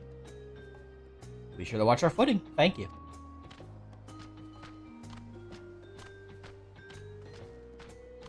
Now I'm worried for the Hanu. It sounds like they were hit hard by that storm. Anyway, if we're bound for Kozama Uka, we should head over to the Arch. We'll be back to talk to you in good time, Master Merchant. Meanwhile, you can eat and drink your fill at Zabalia of Thai. It's all been arranged. You can go eat at the Thai Tuesday. You say you get more left behind. Unlimited tacos? Okay, I do like that.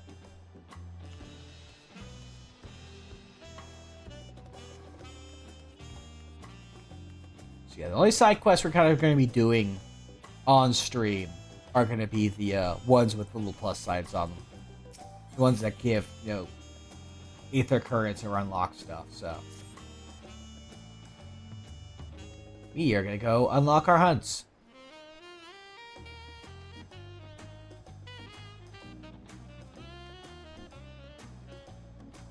Bolaga!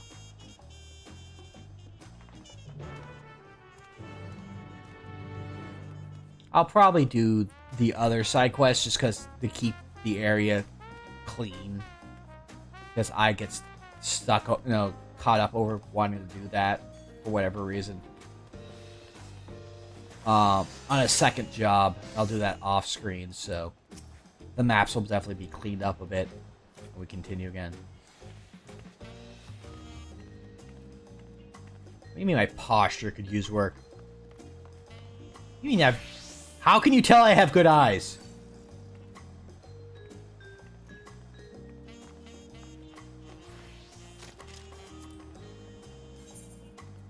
How can you tell I have good eyes?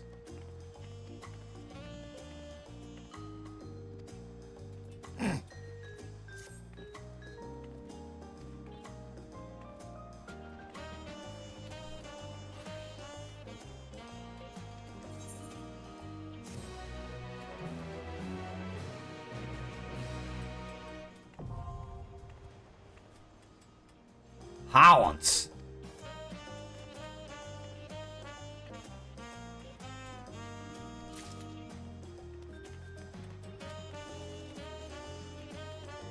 And of course, we're gonna grab our sightseeing log.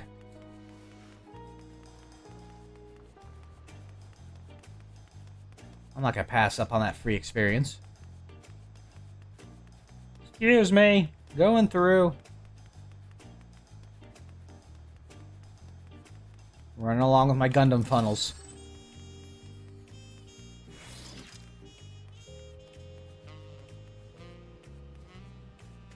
And this time I didn't go straight north of, you know, the main Aetheryte thinking I would be able to get there.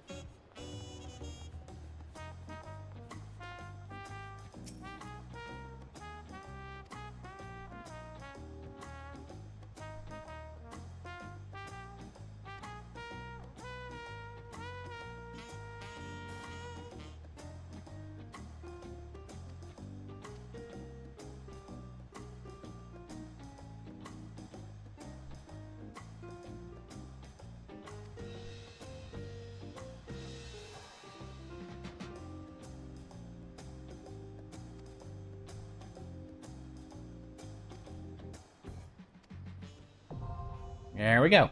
Now we can... some fun free experience off of that. Should we run into any of them?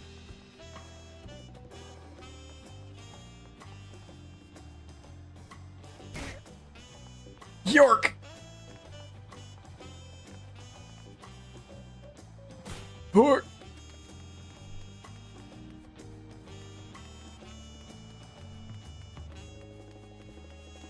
Now I can... Now we'll run. We'll run. Why not? Have some good zoomies.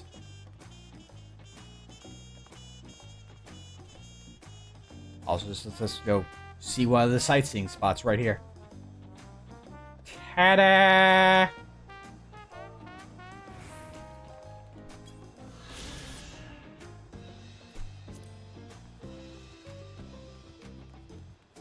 Actually, I think there's another one like right out there.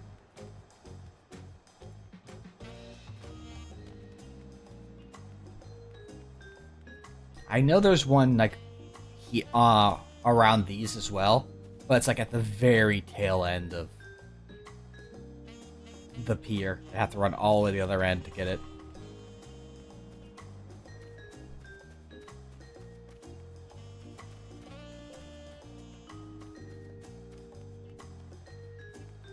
So yeah, more stuff to kind of do off screen.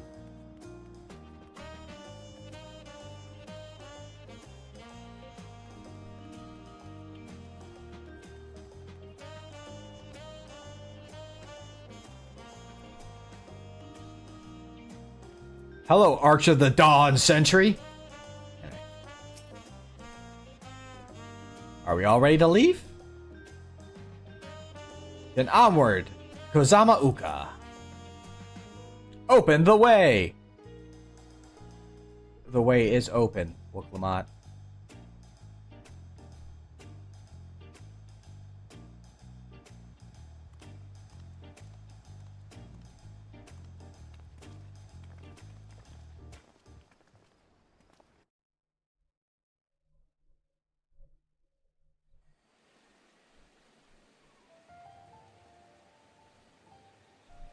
Kosamauka, the land of rainbow terraces. Wow, I really butchered saying that, huh?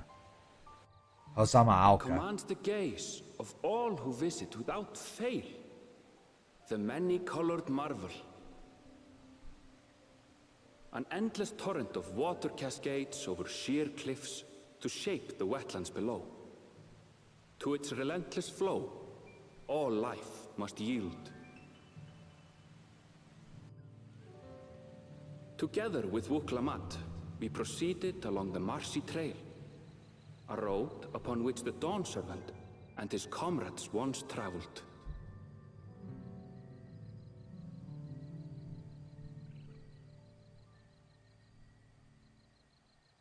Kozamauka.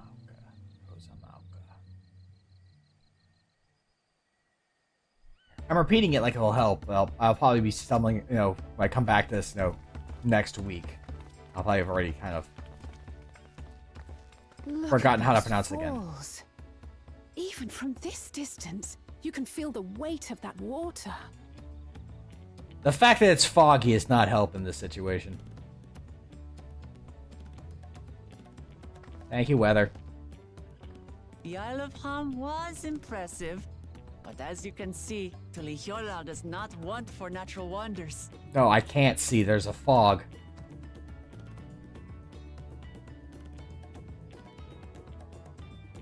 The ground is swampy, so watch your step. You wouldn't want to fall into a bog. I won't. I told you I've been here before. Come on. Okanu isn't much farther. And immediately bogged. Actually, I think if I'm remembering this part, from my vestige memories of things I saw, I think she does fall into a bog. But, we don't get to see it. Which would have been some really good comedic timing, where she just walks off and just immediately into the bog. There's no stopping the third promise, is there? A good thing she has Arendelle to keep her from getting lost. For all his grumblings, he's certainly there for her. Everyone should be so lucky to have such a loyal childhood friend. Right, let's get moving. If we continue along this road, we should find ourselves in the village before long.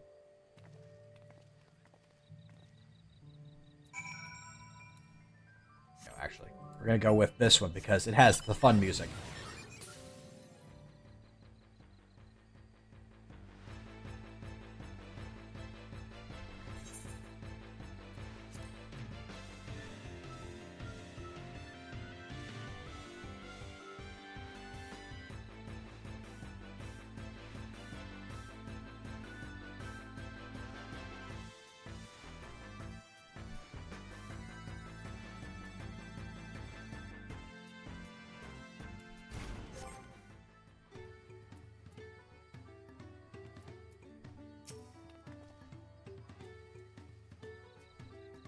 Ah, everyone has arrived, and none worse for wear, except for a certain third promise who slipped in the mud despite my explicit warnings.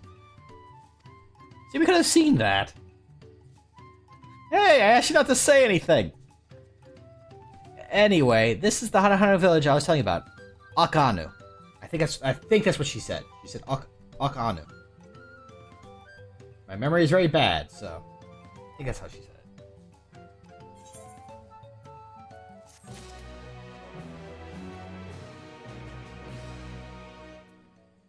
Actually, I think that's a good point to actually touch on something. I feel like one of the biggest things I feel like this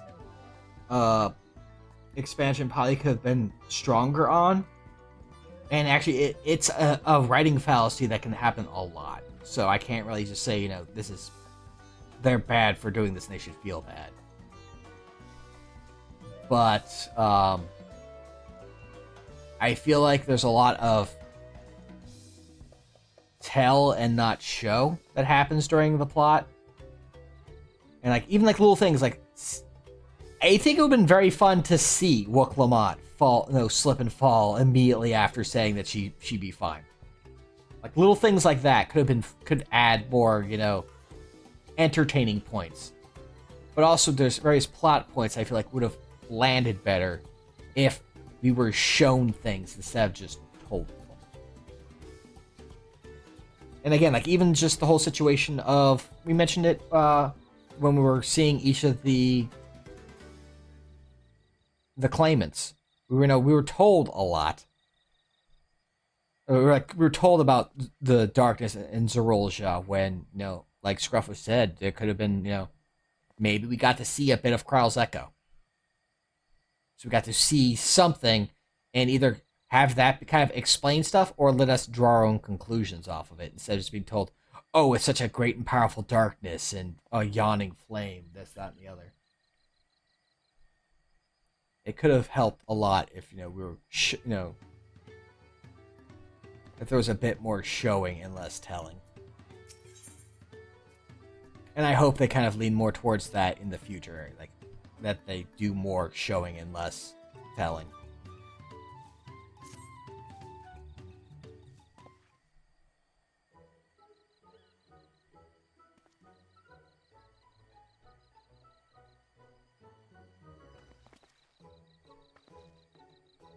It's like our friend said, the people are in no mood for festivities.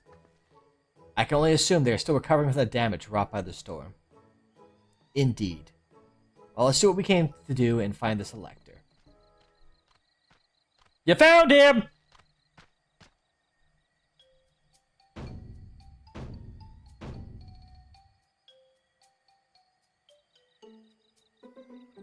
Oh, right. I have to remember how this gets said. Ohokali? I think is what it was. Ohokali? Lolly-ho.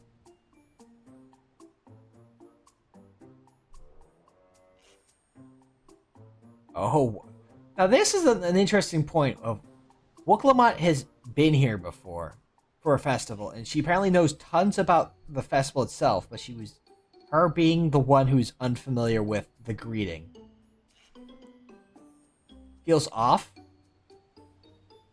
I feel like Alpha No could say this. It would make more sense.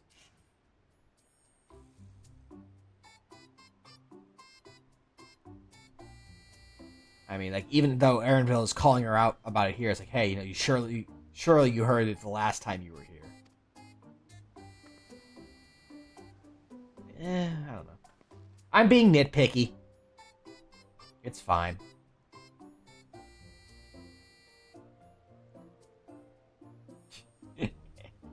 Here's me jumping on something that immediately shows, oh, hey, no, that even gets called out by the characters, which does help a little bit. So, like, hey, say, oh, well, I was busy enjoying the festival.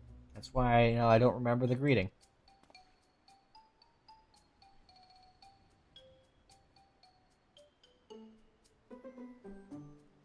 So, yeah, it does kind of solve the question, though. I could also see just Alphino being the one saying it. And Erenville could still, you know, give the answer. But given how personable Woklamat is, it just feels like maybe she would know this, but again. Now I feel like I'm grasping at things to nitpick when we're gonna have plenty of better things later. Anyway, greetings to the third promise in our entourage. I, Zanuhali, welcome you to Akanu. As elder of my people, I shall also be fulfilling the duties of elector during the rite of succession. So our idea about the electors was correct. We just do as Papa said and retrace his path from the saga. I'm ready. Give me the feat and test my worth. All in good time. All in good time. In fact, I came to let you know that we're not quite ready to begin. For the moment, please enjoy the hospitality of our village. We're still getting ready. Should we poke around a bit then? We might pick up some clues about the feat. You know, prepare ourselves. That's surprisingly prudent of you. What? You think I'm being too cautious? No, I'm impressed is all. You admire and respect your father, who is prone to decisive action. So I expected you to rush in first and ask questions later. Or never. I do look up to Papa, but you should know that he has a pragmatic side too. The head of reason is the thinker who takes the time to consider all the possibilities. With the long naps he takes these days, though, the head of resolve is less restrained by his wisdom. I can't fault you for thinking that's all there is to him. But there's more to the Dawn Servant you've seen. Sorry. I don't know why I'm stumbling. Definitely should be wrapping up soon. But there's more to the Dawn Servant you've seen thus far. Like, than you have seen thus far. I feel like that's what it should say. But anyway. I should like to speak with the head of reason one day. Ah, well, I'm sure you'll catch him awake soon enough. To return to the subject at hand, you wish to take a look around Akanu, then? Do some groundwork before the feat begins? Something like that. I mean, I could probably pass this test with my eyes closed, but it'll keep us busy while we're waiting. Woklamat has the right of it. As Elder Zanuhali is a resident of this village, learning more about it can only improve our chances in the feat. Might I suggest a division of forces? For instance, Erenville, Alisa, and Krile could concentrate on the southern half of the settlement. Meanwhile, Woklamat, Kagonji, and myself will handle this northern half. Gotta keep everyone in bite-sized teams. Sounds good to me. We'll grab our Aetherite, and that will be... We'll wrap... And, of course, our... Oh, it's a gemstone trader. No, I was going to say the alpaca person, but I think actually they're down here. The porter. The alpaca porter.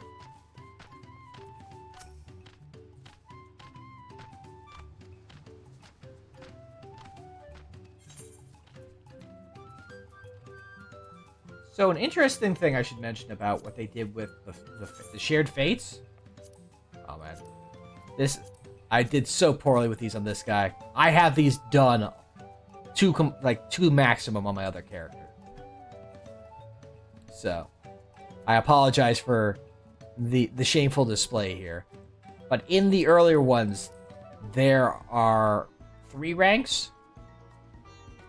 This expansion has 4. And what they did is they split rank 3, the old rank 3, into 2 more bite-sized chunks for 3 and 4. So It's actually about the same amount, just better broken up.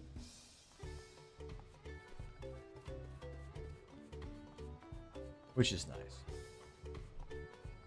I might also off screen just wandering.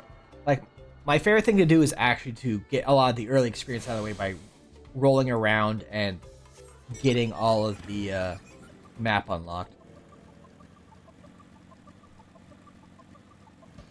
Even if I have the bike that lets you have extra speed and whatnot. So traveling shouldn't be too bad.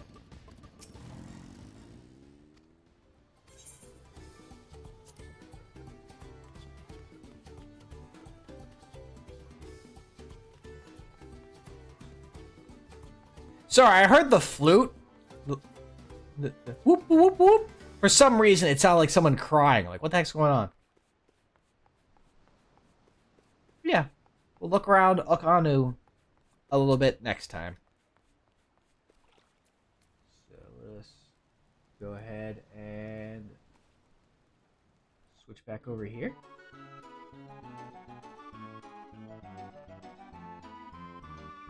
And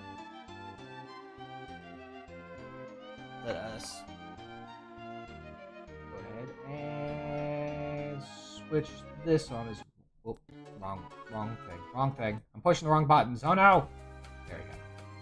Can't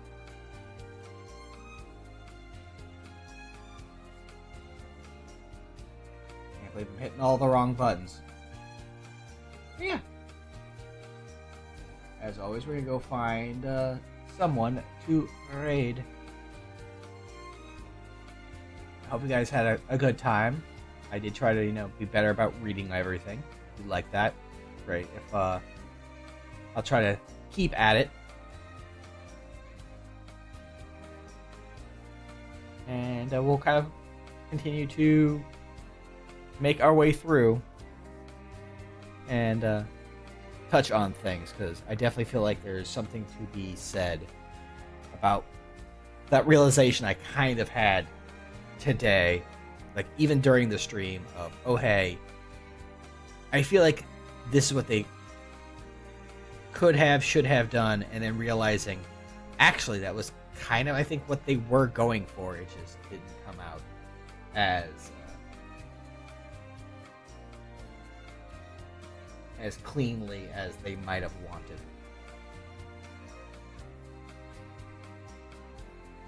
Okay, let's see who we got checked out.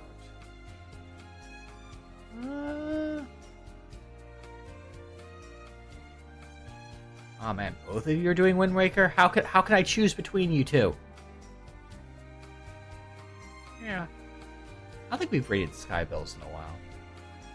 Because Skybills and Author Blues are both doing Wind Waker, so I think we'll go raid Skybills as she works her way through. And then get her up on screen here.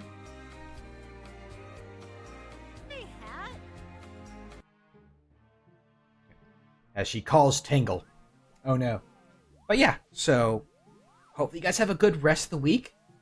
And hopefully I'll see you guys either Friday for continuing our third and final run of our third and final 4-job Fiesta run. It's a very interesting squad, for sure. I'm curious to see how it all plays out. It's going to be very goofy. I have a feeling. If that's not your thing, then we are continuing our second run through Astalon, Tears of the Earth.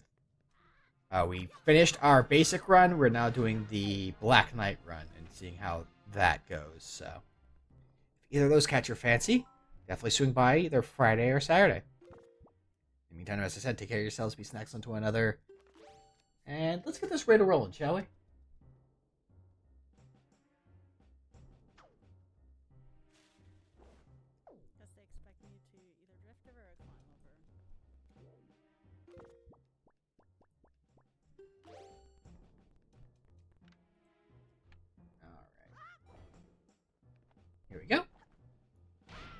Go show Skybills some love. Enjoy her getting all these Chivos in Wind Waker. And I'll see you all next time. Ta-ta for now.